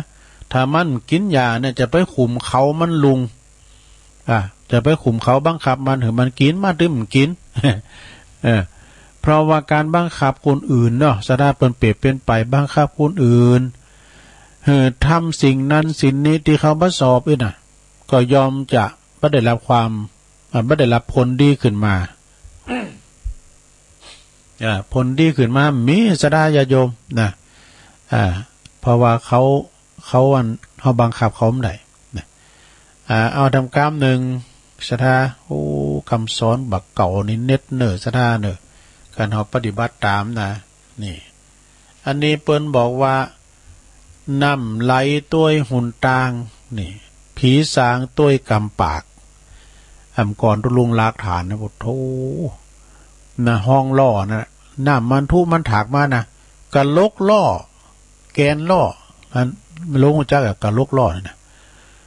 จุ่มพวกคือนั่นน่ะมันเลิกนะมันกึ่งฟักล่อกึ่งล่อกึ่งแวนล่อนะกะลกล่อนี่คืดมานะมันมีหลายอย่างล่อไม่รู้จักล่อนี่มันจะมีแอกล่อมีลักกามีลักขันนี่ก็เปิ้นเอาเจือกอ่อมแล้วก็เปิ้นเอาอันสอดไว้หั่นเปิ้นเอาล็อกคอไว้ มีแม่กันจักมันมีลักกามีตู่ล่อมีแกนล่อฟักล่อสีล่อมีดุมล่อแซล่อแกนล่อกะลกล่อดูเฮานี่จำได้หมดนะก่อนเนี่ยน้ำมันแปลงกับพวกน้ำมันล่อแต๊ะๆเนี่ยมันเหนียวเขียวไว้นี่เอาดิมเอาสักเดือหลินน้ำมันกิโลหงสี ไปขอน้ำมันกิโลหงสีที่ลุงเดิงวะ มาแปลงน้ำมันล่อ การยำหนาวยังแควนหน่อยมันก็มันจะเหนียวหน่อยโลกการยำฮอดนี่มันละลายน้ำมันล่อนะ ก็อันนี้เปิ้นว่าน้ำมันไหลตัวหุ่นตางผีสางมันจังตัวกำปากลองไปแพะไปป่าแล้วแล้วก็ไปแพะไปป่าแล้ว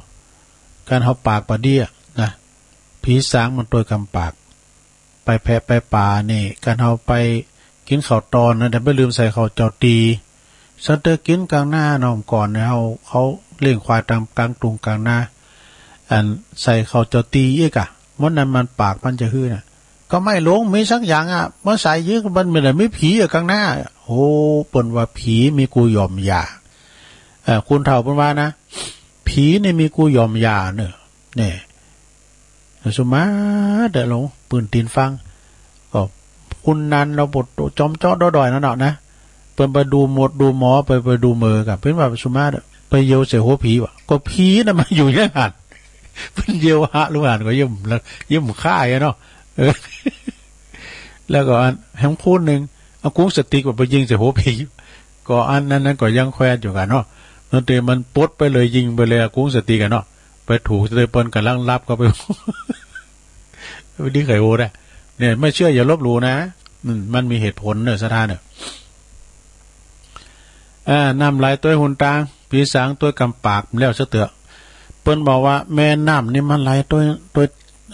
แม่น้ำนี่มันไหลตามน้ำนะตามหุ่นตางน้ำมันไหลไปอากาศนะเนาะแล้วก็ผีสางนี่มันมีจริงหรือเปล่าเนี่ยยังพิสูจน์ไม่ได้นี่ผมเจอว่าผีมีแต่นะเราไปนอนป่าแหวเราการห้อมโก้ยนะไปนอนป่าแหวหรอก็การห้อมโก้นี่มีอ่ะนะก็เดียก็ออกมาเนี่ยมันเป็นลูกไผ่อยู่ข้ามมือนอนยังหนีมันก็มีมดอัศดาเนาะนอกจากกำอู่ของคุณว่ามีผีนะแล้วก็หาประโยชน์จากผีนี่นะเนาะนะผีมีจริงแล้วหรือไม่นี่มีภัยพิสูจน์ได้แต่ว่านอกจากคำอู่ของคุณที่ว่าผีมีผีเนี่ยเปิ้นหาประโยชน์จากผีก็มีหรอกนะหาประโยชน์จากผีก็ได้กำโบราณเปิ้นเตือนสติว่าผีสางจะมีได้ก็เพราะว่ากำอู่ของคุณนี่ มันถึงมีเขาถึงว่ามีติ๊กๆอ่ะนะผีนะมันถึงมีเอาเนียมกล้ามหน่อยซะนะอันนี้ก่อนเน็ตเหมือนกันเด้อน้ำห้อนปลาปิ้นน้ำยินปลาตายนี่อันนี้นี่ถ้าว่าภัยฟังแล้วนี่เอาไปจ่ายนี่ได้ดีกำแล้วนะน้ำห้อนปลาเป็นน้ำเย็นปลาตายคุณเฮาหากว่าปนว่ามุทะลุเกินไปก็จะทำให้การสิ่งไหนสำเร็จได้ยากนี่การเฮาฟ้าวเฮาห่าวนะหลงเฮาห่าวก็คือหมายความว่าหุนหันพันเลนน่ะไปฟ้าวนั่นเนาะเอาเตเนี่ยจะได้ดีก็ยากกว่ามันใจห้อนใจห้อนเอาเตเฮาลกหอมมาวันเนี่ยโอ้ขายกิโล3 บาทเนี่ยเพิ่มพุ่งมาปืนขึ้น5 บาทกันเนี่ยก็ขายไปแล้วนี่เนาะแล้วก็พองไปขายน้ำใยเอาไปตัดไป100,000 บาทปดตัวมอนนั้นเอาละ100,000มอนนั้นสามไปขายคุณกลางแอมกำนะเอาขาย150,000ดูมันยุ่มได้กินไป50,000ทำหน้าบุญลังคุณแต่สดาญาโยมเนี่ยมันแล้วแต่หัวไผ่หัวมันเนาะถึงไหนน้ำห้อนปลาปิ้นน้ำยินปลาตายเปิ้นว่าจะไปมุตะลุดูด้านเกินไปแต่ว่าเฮามุตะลุดูด้านห่าวเกินไปก็มีก็อันจะทำการสิ่งใดมันสำเร็จได้ยากเนอะเพราะว่าเฮาห่าวลำไปหากว่าเฮามีใจยินให้หน่อยนึงนะก้อยพินิจพิจารณาไปก็จะสำเร็จกิจการงานใดด้วยทั้งปวงใดนี่นะศรัทธาญาติโยมจะไปห่าวเด้อลงเด้อก้อยปิ้นก้อยไปนะเอาทำกรรมนึงนี่ศรัทธาอันนี้ก่อนเน็ตเหมือนกันเด้อหนุ่มเอาเก่าเฒ่าเอาปลายเนี่ยคุณหนุ่มกับคุณเฒ่าเพิ่นเปรียบปิ้นจังได๋เนี่ยหนุ่มเอาเก่าเฒ่าเอาปลายนี่ ก็เปิ้นว่าคุณหนุ่มนั้นยอมมีกำลังวังชามากหนัก แต่ว่าคุณแก่นั้นก็ไม่ค่อยจะมีเรียวแรงหนักนะงานนักนั้นเอาไว้ให้คุณหนุ่มๆทำเปรียบเหมือนเขาแบกตอนไม้ตั้งเก้านั่นคือคุณหนุ่มตั้งปลายได้คือคุณเฒ่าเพราะว่าตั้งปลายนั้นมันเบาส่วนคุณเฒ่านั้นหามตั้งปลายคุณหนุ่มหรือหามตั้งเก้าเพราะคุณหนุ่มนี่กำลังวังชามันดีเนี่ยก็เปรียบเหมือนแบกไม้ตั้งปลายมันมีน้ำหนักเบานั่นเองนี่จบสดาญาติโยมทั้งหลายโอ้ขอบคุณแม่แดงเด้อ แล้วก็อันนี้อันนี้เลี้ยวไปว่าแล้วกันเนาะเลี้ยวไปว่าแล้ว เอามาเรามาสู่จู้กันฟังกับปออกไม่ออกศรัทธาสาธุชนญาติโยมทั้งหลายนะเพราะประกาศข่าวสารงานบุญนำกรรมเด้อศรัทธาเนาะอันนี้ก็เปิ่นปลดล็อกแล้วก็เอาไม่ยังนะเอาไปแหวกันไปซ่าเข้ากรรมแล้วก็อยู่ระยะห่างทางสังคมก็จะไปลืมแต่ว่าไปคูณแออัดนั่นก็ดีนะคุณจะไปกัดไปลีนั่นก็จะไปลืมแมทเนอะเฮาก่อนแต่ว่าถ้ากินข้าวก็เปิ้นว่าเยอะก็กินจ้อนฮ้อนกินจ้อนไม่มีแบบใดลุงก็กินฮ้อนจ้อนกลางล้างมือมันนี่นะดาเตียนจะประกาศนี่ก็พิ้นข่าวสารงานบุญเปิดจัดต้านเมนเนี่ยเปิดมาแปลงเมนเนี่ยที่ปะแหวหลงบั่นดุงหลงเนี่ยเปิดแปลงเว้ยนะแกเนี่ยเปิดได้งบประมาณจากอันอบต.สท.เนี่ยค่ะแล้วก็เปิดก็จัดต้านเมนแล้วก็ถือโอกาสนี้เขากำด้วยเนาะจะเริ่มเขากำปะแหวโซซานักกำที่ปะแหวบั่นดุงหลงในระหว่างวันที่6ถึงวันที่11เนี่ยของเดือนกุมภาเดือนหน้าเนี่ยนะอันนี้ประหลงสมบัติไววางนะตาน้องเฟื่องซึ่งเป็นผู้ที่ประสานงานกับท่านพระครูสุตตะกัลยาณกิจอาจารย์มหาจำลอง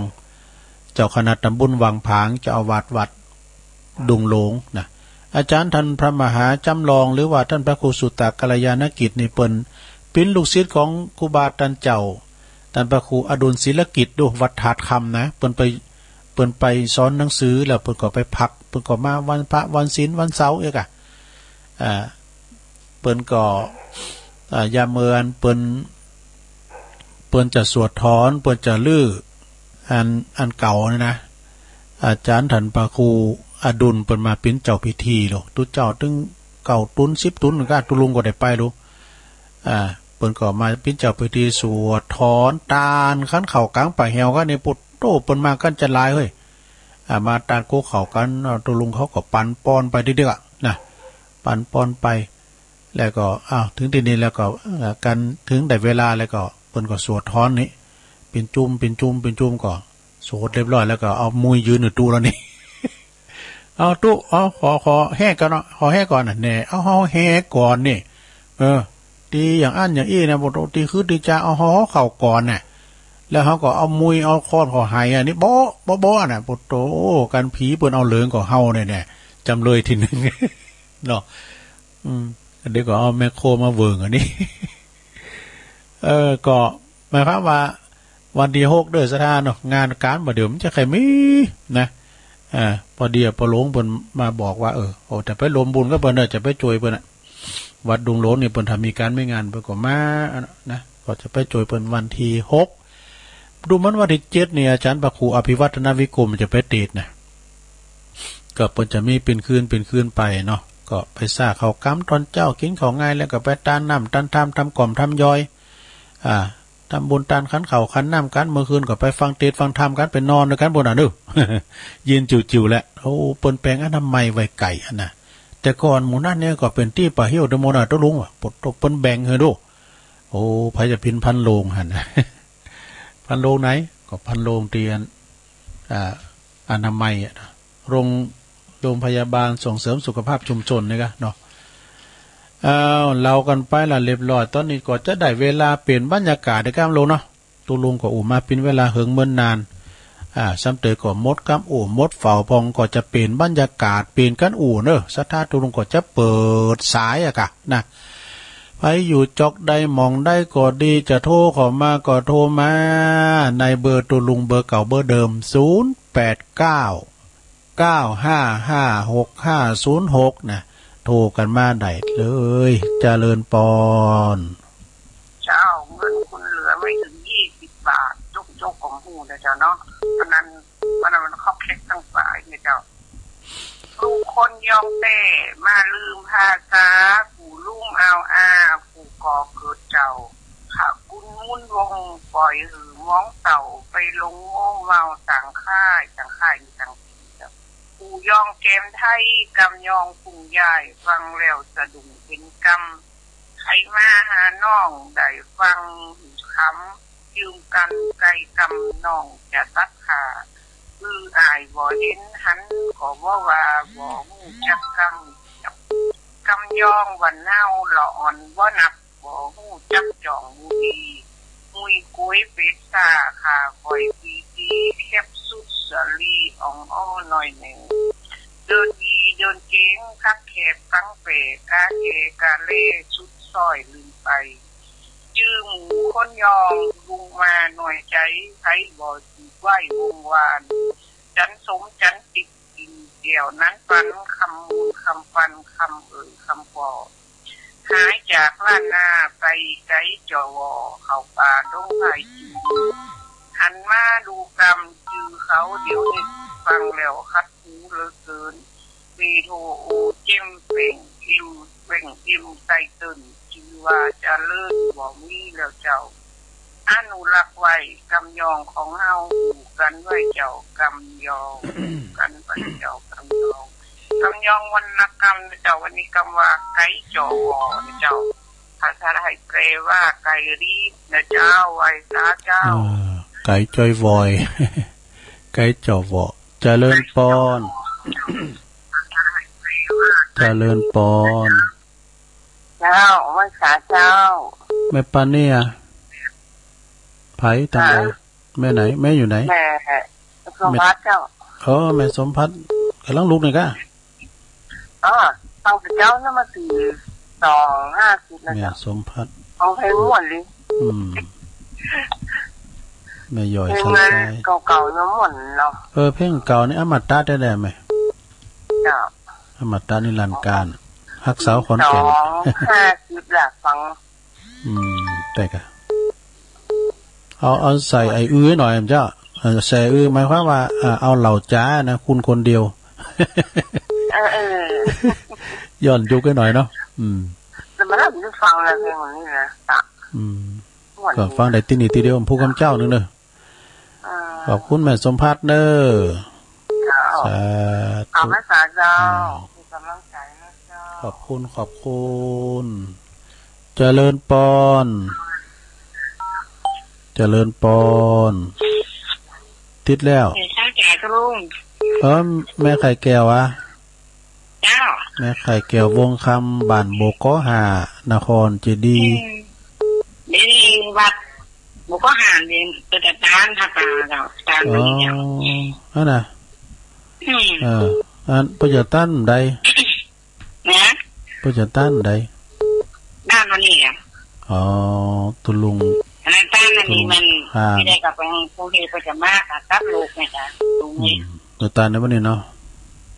จะงานก็ไปหมดแล้วก็โอนจะตั้งงานเดี๋ยวนี้ก่อนมันจะเป็นของเจ้าบ้านเลยค่ะดีกันเจ้าบ้านจะตั้งรวมกันนี่ค่ะเป็นแป้งยังวัดเฮาอ่ะเดี๋ยวนี้เป็นสั่งให้นั่นอย่างประตูซุ้มประตูน่ะวิหารน่ะดีกันแต่ทำไปแล้วก่อนเดี๋ยวนี้ก็ในบ้านเป็นไดแนงให้ประกาศไปแล้วเนาะดีแล้วมีแต่ยิ่งจะสั่งแง่ของนู่นเนี่ยสั่งไปหาลุงมาค่ะแล้วสั่งงานลุงน่ะน่ะกะแปลงไปมันแล้วเนาะปล่อยลุงพี่หน้าเลยเนาะมีไปผลิตหน่อยนี่มันยืดมันเนาะก้อยปิ้นก้อยป้ายกรุงโรมไม่ได้สร้างในปีเดียวมันแปลงเป็นหลายปีเนาะก้อยปิ้นก้อยไปเล่นจอแต่แค่เล่นลงทานนะเล่นลงทานวันเนี้ยลงทานจะมาทำดีแล้วอนุโมทนาบุญโดยก็มาเขา ำไหลมาคือมันกับโลกเนี่ยมันคือมันนั่นแหละมันยุดกึกพี่ยังปล่อยเดือนนั้นวันเดือนมีนามันจะไปละพี่บันพี่เมืองมาแล้วมันจะสอบพอดแม่งเนี่ยตอนนั้นก็อยู่ดีมีสุขอ่ะเนาะเยอะเจ้าให้กำลังใจเนอะฟังตลอดคุณรู้นะเจ้าแม่ไข่แก้ววงคำเป็นอยู่บ้านโบกหาตำบลนครเจดีประธานแม่บ้านเก่าโลกนี่นะเจริญปอนว่าจะดูแม่ฟ้องเจ้ามันยังเบิกขันสอนล้ามีวะเนี่ยพออากาศพอที่ในรู้กันเนาะไม่สังเกตนะไม่สังเกตเนาะเพิ่นโทงกันเหรอแบบเป็นอย่างก็เพิ่นฟังนะเพิ่นฟังไปลูกฮะโอ้เป็นละออนเป็นเปลี่ยนน้ำมันหล่อแล้วนี่มีกันน้ำมันหล่อเป็นหลักพักหนังเปิดรถหล่อกุ่นมันจะมีไปหมดอ่ะน่าเอาเป็นออนลำโหน้องหันเป็นหยะมวนที่ปักหลักพักเปิดหล่อกุ่นขึ้นดาของเขาแต่กะแล้วก็ไปแควนรถแควนล่อบันดีนะคุณเท่ากับค้างล่อนะเจอฟาดมาว่าคุณเท่าอย่างนั้นเขาก็หอยล่อไปนะหอยเดียนกันจักสุดท้ายมานะหันล่อเหมือนได้กันล่อมาก็เอาละไล่หอยล่อแควนล่อบนคุณเท่าไม่เสียฟาดค้างล่อมันไปหลักแขนใกล้ก้นมันไปค้างหายนะเวนอ่อนคุณเท่านั้นก็น่ะหาบรู้ว่าในติ้มหาบแล้วจอดล่อขึ้นล่อมาแล้วขึ้นบุญล่อยังหาบอยู่ว่าโอ้ยเอาตามมาหาไม่ลงหัวงนนักมาปิ้งอย่างไม่อย่างนั้นอ่ะกำลังใจเลยขอบคุณแม่ฟองเนอแม่หลงแม่อุยดาเขื่อนแก้วเนี่ยอายุเก่า10ปลายแต่ฟังอยู่เนอลงดาฟังอยู่ห่างต่ำลงดาเขื่อนแก้วอายุเก่า13 ปีกันนะฟังแล้วเจริญปอนวันสาเจ้าก็หลวงวันนี้แม่สีทอนนี่กันเนี่ยแต่เจ้าแม่สีทอนน้องบัวชัยประการเนาะฟังแต่เจ้าแล้วนะเดี๋ยวลูกเจ้ามันก็ได้เจ้าไหว้พระตัวฉลุตัวดีกะชัยประการบัดเดี๋ยวผมป้อนหนาวแล้วนะอากาศพอดีอ่ะมออีนะเจ้าจบนี่ตุลุงเป็นหนึ่งเขาแล้วมาเป่าอันเนี้ยกับกันลานวัดเนี่ยกะไปไม้ก็ลุนได้เนอะขึ้นก็ขึ้นมาลุมไปอ่ะถ้าได้มาเป่าเอาเครื่องเป่าอันใบใหม่โมนเท่าเอาเป่านะถ้าได้ของดีทำแล้ววันที่2สาธุเป็นเมสซิทอนอันฟังเจ้าแล้วเนาะชัดเจนดีเจ้าชัดเจนดีเจ้ายินดีหลายๆเนอะเจ้ากำลังใจเนอะหนูอันนี้ชัยปากการมาแล้วเมืองฟางแล้วมาแล้วเจริญปอนเจ้าตุลุงกับไอ้สาเจ้าแม่สุกแก้วเนอะแม่สุกแก้วฟังตลอดนะเจ้า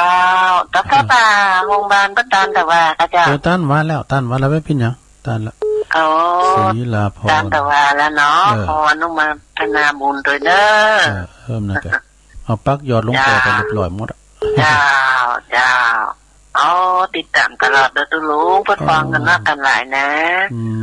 หลวงพ่อพี่อาที่วัดหลวงพี่เตี้ยนี่นะหลวงพ่อไปทุกเที่ยวโทรจนหวานแต่ตัวแทนตุปีCRนี่เพิ่นก็ได้เย็นก้าตีนก้าได้มีสัปปะพร้อมตุปีสังวรตุปีสังวรเขาครูบาเสาค่ำเนาะเมตตาบุญธรรมหลวงพ่อฟังกันเนอะตุลุงอาจารย์โสพลสิเตี้ยนะอาจารย์โสพลฟังกันนักกันหลายสิเจริญแกพุทธเท่าเพิ่นฟังกันน่ะเพียนเป็นทุกอย่างเป็นตัวแทนกันเด้อขอบคุณเด้อยินดีฟังกันนะคะทุกฝั่งค่ะแล้วก็มาโทรมีคนเด้อแต่อย่าจ้าเป็นตัวแทนไปเนาะยินดีเนอะตลอดเนอะตุลุงจากไร้สาธุนะจ๊ะเนอะแม่สุกแก้วศรีลาพรตัวแทนพี่น้องสาลีติเฮาเนาะปนนั้นโสพลตุลุงยงเจริญปอนแม่อยู่ไหนแม่ไม่อยู่เสมอเนอะอยู่ไม่ทราบเสมอเนอะพี่น้องเรือแม่ ต้องกินไทยหรือเนอะไตลือเมื่อนะสมัยฟังตัวลุงก็ยากแต่ยากว่ามันชูน่ะถ้านี่มันชูน่ะตัวหน้ากากมันอยู่ตั้งนานแม่ฟังสถานีไหนฟังเจ้ามันกระติกกับโง่เนี่ยปตตุนกับตัวโง่แล้วก็จะน่ะ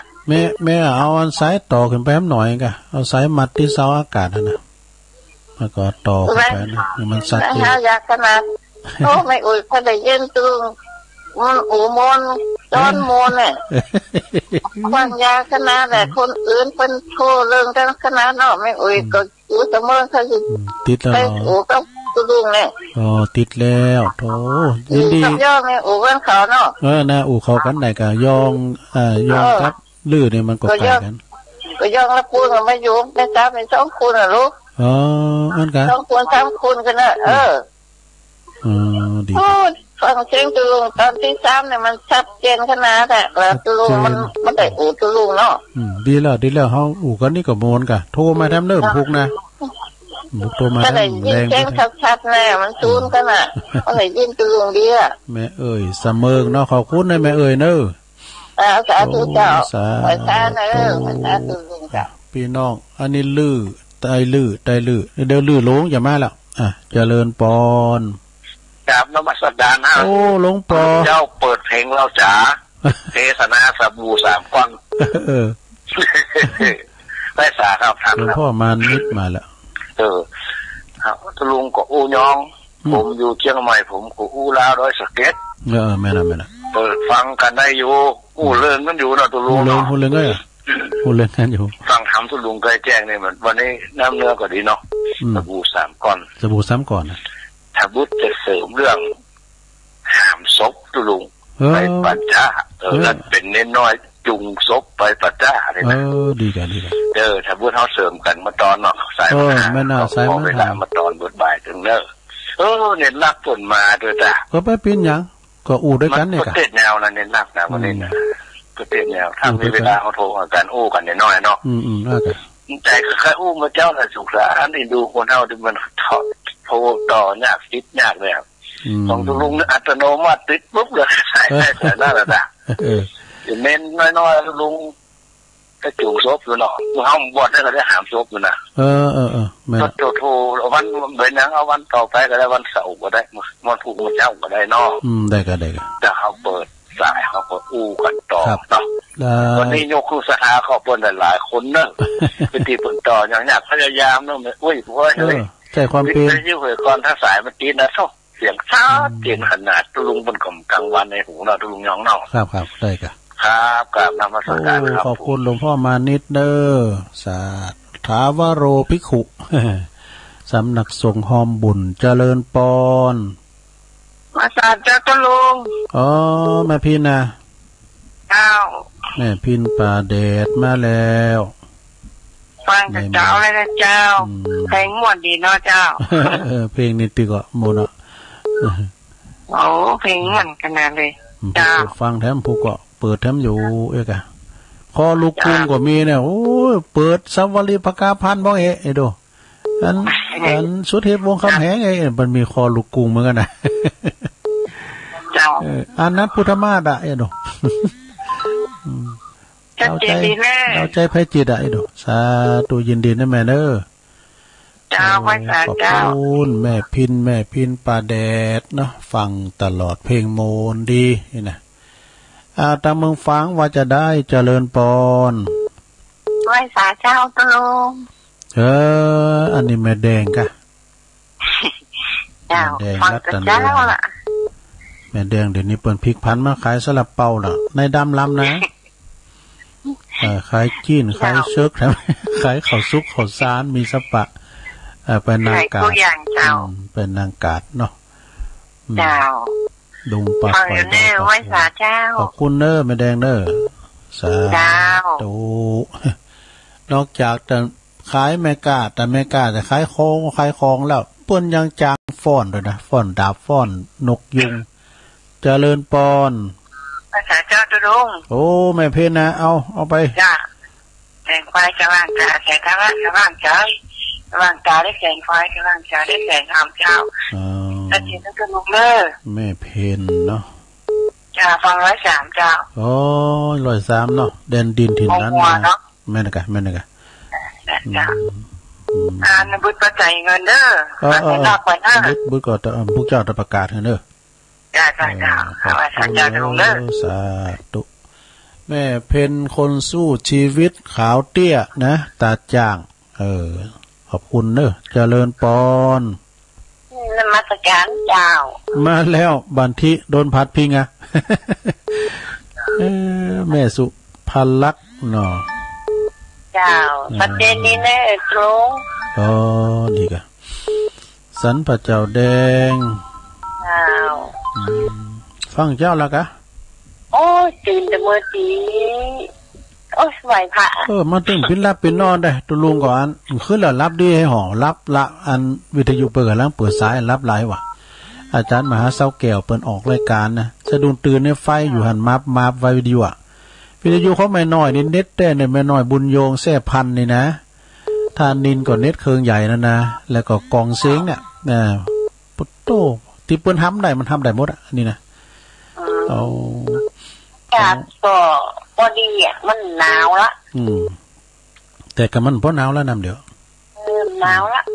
นะครับเอิ้นไปตั้งแม่อาลีเดเนอร์ตุ่นเปาเอิ้นไปตั้งแม่เล่งบัวพินเมืองศาสตร์แม่เล่งบัวพินนี่สุนทรเวชนะไปตั้งแม่อมลาวงแหวนเขาปุ่นพองก้านี่อันแม่อัมพรนี่เปิ้นยังฟังเพลงยิ้มโทรมาซะเตะบ่หอยโมงน่ะไอ้เวียงยองเขาเนี่ยเรื่องนั้นเป็นคายอ่ะกะที่ไหนยินได้จ้ะขอบคุณในแม่สุภลักษณ์เด้อ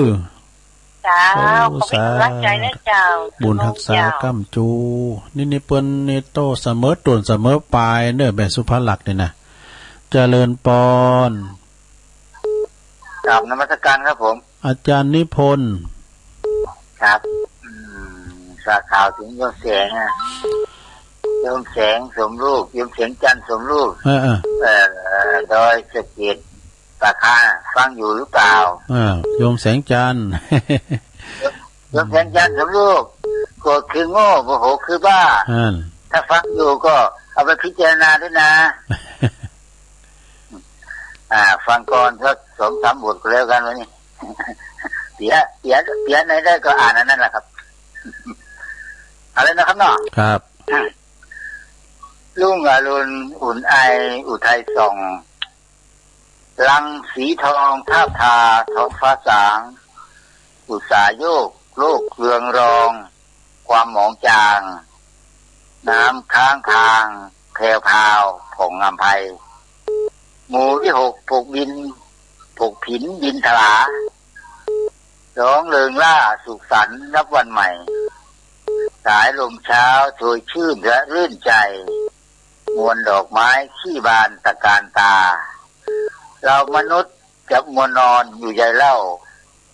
เสียประโยชน์ไปเปล่าๆไม่คุ้มค่า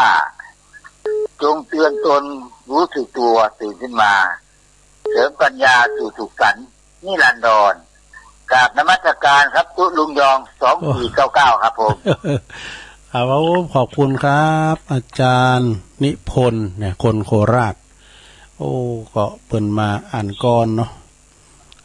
สายที่14เจริญพรเจ้าคุณอาจารย์เจ้าลุงแม่ปานี่เนาะได้ยินก่อแม่ปานี่แม่ปานี่อันนั้นเบาว่ะเสียงเบาว่ะเนี่ยมอแม่มาขี้เหล็กแต่เพื่อนมันนัดแล้วเอาแบ่งมันควักขนมจะขายวันนี้นะคะขายขนมโคกอ่ะขนมมันเนี่ยขนมถั่วขนมกล้วยอย่างนี้ค่ะดีกะมันทุกวันทุกวันมันเป็นชาดันชาสิงห์นะคะเขาต้องแต่งแบบโบราณอ่ะกะลำนะขนมแบบโบราณอ่ะเจ้า คุณลุงนี่ว่านี่คือเขาก็เขาโคบอ่ะดูคนเฒ่าคนแก่ว่าเพิ่นก็ชอบวันนี้นี่เจอแนวทำเคือในหน้าตุ่มฝากมาอันเนี้ยก็แม่ปันนี่ว่าอย่างก็คนเฒ่าคนแก่ว่าคือว่าอย่างฮะอ้าวอยู่ดีพี่ชุกเด้อยมปราณีมอมันตีนไหมกาไว้ซะเจริญพรจ้ะแม่ปราณีมอแม่เมาสิเล็กเนออ้าวเจริญพรสายต่อไปไหวสากับนภัสการโอ้ไหวสาตุปีเนอไหวสาหัวใจผู้สูงอายุครับอาจารย์ตุปีสมเพชรปัญญาตลอดนะครับอ๋อครับก็ได้โทรเลยตื่นตี2เนี่ยพอดีแล้วแรงก็มาได้โทรเมาแยกการครับมีการมีงานนะครับครับช่วงนี้มันแบบมันปล่อยอย่างเสี้ยอย่างเลยครับไม่น่ะเพราะว่าป่าไม่ดีนะผมว่าทำในวัดเดียวครับโอ้เป็นจัดให้หน่อยโอ้นะครับช่วงนี้ครับหัวใจไหนเนาะนั่นแต่ก็ฟังเนี่ยช่วงโควิดนี่ก็ผู้สูงอายุกูเข้ากูเกลียดกูฟังจนผมก็ได้ยินเนี่ยอุ้ยฟองคำอ่ะผมพูดกับประมาณวัดกับประมาณนะครับลุงก็ว่าการวางงานของมีของครับเนาะแต่แม่น่ะผมก็ไม่ได้ไปแล้วต้องสอบวัดนะครับขนาดเป็นลาบได้ครับเนาะนั่นละลาบได้ครับเปิดโอกาสให้มันฟ้าใสสว่างดีๆก็ครับเนาะครับแม่น่ะมันจะเป็นจะเตี้ยวกันไม่ได้นะครับก่อนรอถามท่านผอเขาก่อนผออาจารย์ท่านพระครูอภิวัฒนวิกรมเปิ้นก็มีแผนอยู่ในของผลเมตตาคือลงก็แจ้งกันโทษแต่เตี้ยวมาขนาดนี้แต่เตี้ยวสัก5 กิโลนะโหหลายเลยนั่นกันก็ถึงแล้วนางแก้วครับพวกแต่มีนั่นดอนนางแก้วก็เอาเต้นไปตัวให้กันย่างไหนก็พักกันนี้ก็ย่างก็พักกันถ้าไม่อย่างไรก็ขอเมตตาทำครับเย็นไปตามนั้นเนาะครับแต่ว่าผมเป็นตัวเป็นตั้งผมเมียงจะมือไม่อ่อนหาฟังตูมตลอดเลยว่าผมโทรไปหาเปิดจริงเนาะถึงมันแบบตั้งเปิดอะไรวะไซมันแน่นนะเนาะครับผมครับอันนี้ใหญ่ทุกไปหานะครับโอ้ขอบคุณทุกปีนะครับเด้อครับสบายตัวรักษาสุขภาพนะครับตัวมันเหมือนยืนในร้อยครับไหวซาผมสาธุกันแล้วมันจะกันนะครับอาจารย์อันนี้นะท่านพระอาจารย์สมเพชรปัญญาโนนะวัดป่าไผ่บ่อทองนักเทศนี่นะเปิ่นใจใส่ดูแลครูบาโดยเจริญปอนยกมือ10 นิ้วกราบไหว้สาธุมาแล้วนาคาเสโนด้วยนะครับผมลื่อโลงเข้ามาพี่ใหญ่ใต้หูเฮาแถมเนาะโมนลีนะสิงสายติดหลุดติดแล้วเหรอติดดับกระเฮโอ้เป็นลือเบี้ยเสมอก็ลืมน่ะสูงภาษาแล้วเฮาอันเผ่าพันธุ์เดียวกันน่ะสูงภาษาไหมกะภาษาอย่างเดียวอย่างเดียวกันเนาะน่ะกะไปดีใส่ปลากันนี่น่ะโน้นนดอ่ะเนาะลือยองเนี่ยปลากันน่ะมันส่งถึงเพิ่นชื่อแม่เอ๋ยอ่ะแม่เอ๋ยซะเมืองนะเพิ่นชื่อแม่เอ๋ยนั่นเนาะหรือวิธีใครนั้นใครคือใครป้าใครอู่กันน่ะเป็นปีเป็นน้องกันแท้กันแน่เจอเผาด้วยกันแน่ได้สายเจอเผาด้วยกันเป็นยังแหละทุกปีว่าผู้เปิดเพลงอันนี้หน่อยเนอะเพลงยังเปล่าหนาวนี่บ่มีหวังอ่ะมันเป็นเพลงไผ่พวกนี้ของการแก้วสุพรรณก็ตะก่อนเปิ้นมาขายหนังขายยามาเปิ้นเปิดเพลงน่ะอุ้ยหกคุณเฒ่าก็กินข้าวแรงไงเมื่อเคยมันเปิดเพลงอันนี้มันอากาศมันก็หนาวไว้น้อยนะมันเมื่อพอดีเดี๋ยวหายมันก็เนอะจะได้ซอหาบ่กันเด้อเพลงนี้นะมันเคยได้ยินมันอันนี้เย็นลมหนาวช่วยพัดผ่านแล้วมันถึงคือถึงแบบเก่าแต่เสียจะได้ซอหาสายหนังกลางหน้าคนสายหนังกลางตรงกลางหน้านี่ค่ะนะใครยากก็ขีดจุกแล้วนี่ถ้าผมขายหมดต้นในพวกนี้ผมใช้คืนเนี่ยโดนรุ่นเนี่ยยกไปบุญสายไฟอ่ะน้องเกิดวันว่าแต่มีมูลีว่ามีสายไฟก็ยกนึงยกขึ้นก็ได้เนี่ยก่อนเมื่อวานน้องยกมูลีขี่ยกขึ้นก็ได้เนี่ยมันจางวายเนี่ยโคโซกหนังขายาง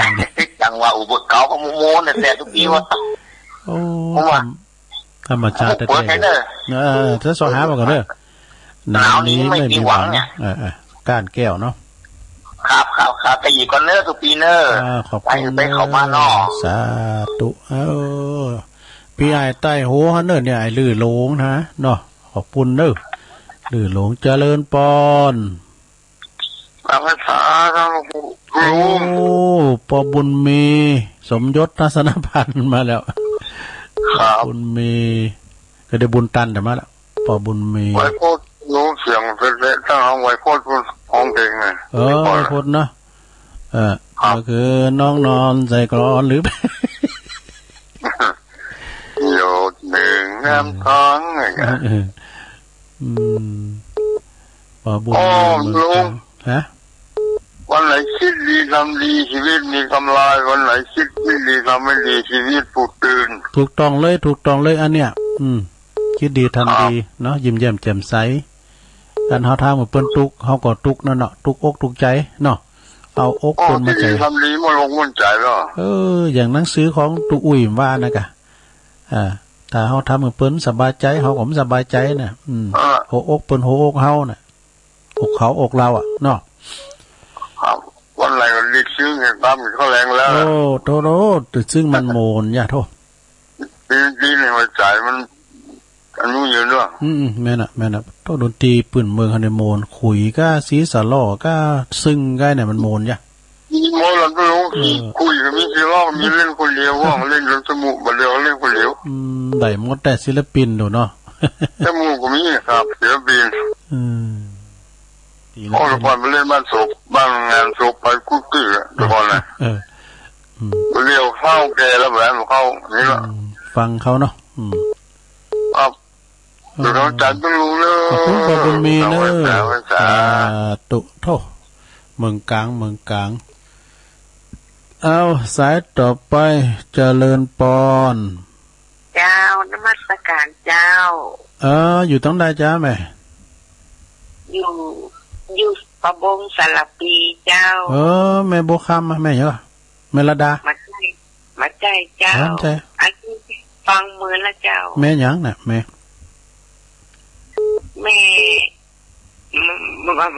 บอกได้นี่แล้วนามก็ได้ป่าบุ้งสลับปีเนาะ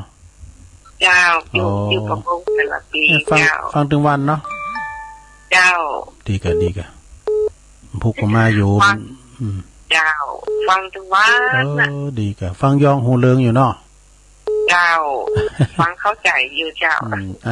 ขอบคุณที่แม่เด้อเจ้าบุตรก็ฟังแถมบุตรฟังปาจารย์เอาหลักแถมว่าอันนี้ฟังจากขึ้น104.5ดีแล้วเด้อสาธุเจ้าเสียงเปิ้นเหมือนแม่เอิงไผ่เนาะแม่เอิงไผ่ชัยยองนะเรียกว่าแม่ไหนเป็นวันนี้ละนามเนอะพี่น้องป่าบุงเอาทำสายทำสายนี่ลูกหลานโคหอมมาได้มาเลยไม่ได้บอกเบอร์สักรอบหรอก0899555656ถ้าบ้านต้อมเต้นผู้ก็โทรมาแถมเนาะเอิ้นบ่ดังอุ้ยดาเนี่ยอุ้ยหมอนดาเขินแก้วนะพี่น้องห่างต่ำพุ่นน่ะฟังกันอยู่93ปีแล้วนะพี่น้องห่างต่ำนี่มาแล้วป่าบุญตันลูกหลานโคหอมฮัลโหลไปหาตัวลุงมาแล้วป่าบุญตันป่าไล่ฟังเจ้าแล้วเนาะฟังตลอดรักฟังวันนึก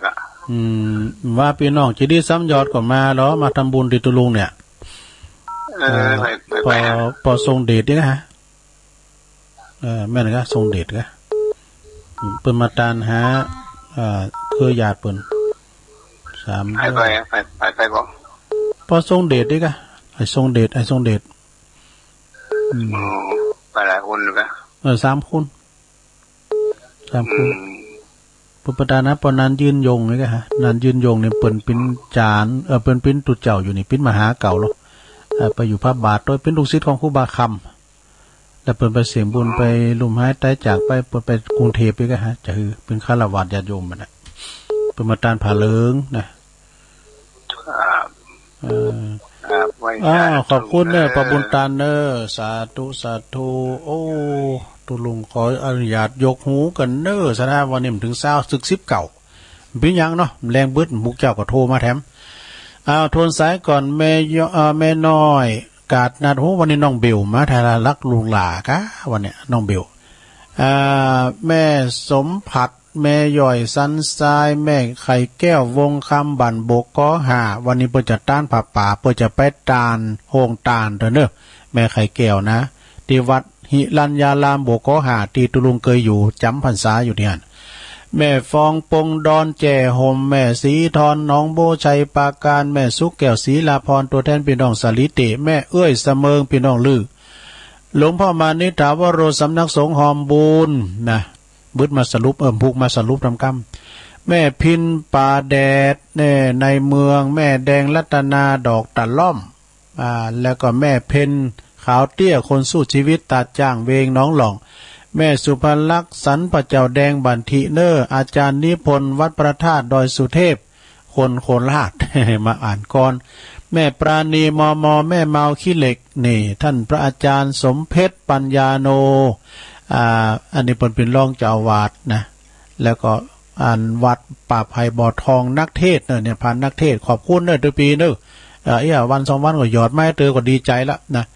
ลื่นหลงบันทิเนิ่มผู้ขอฟังเพลงนะความหนาวนี้ไม่มีไม่หวังอีกหนาวนี้ไม่หวังอีก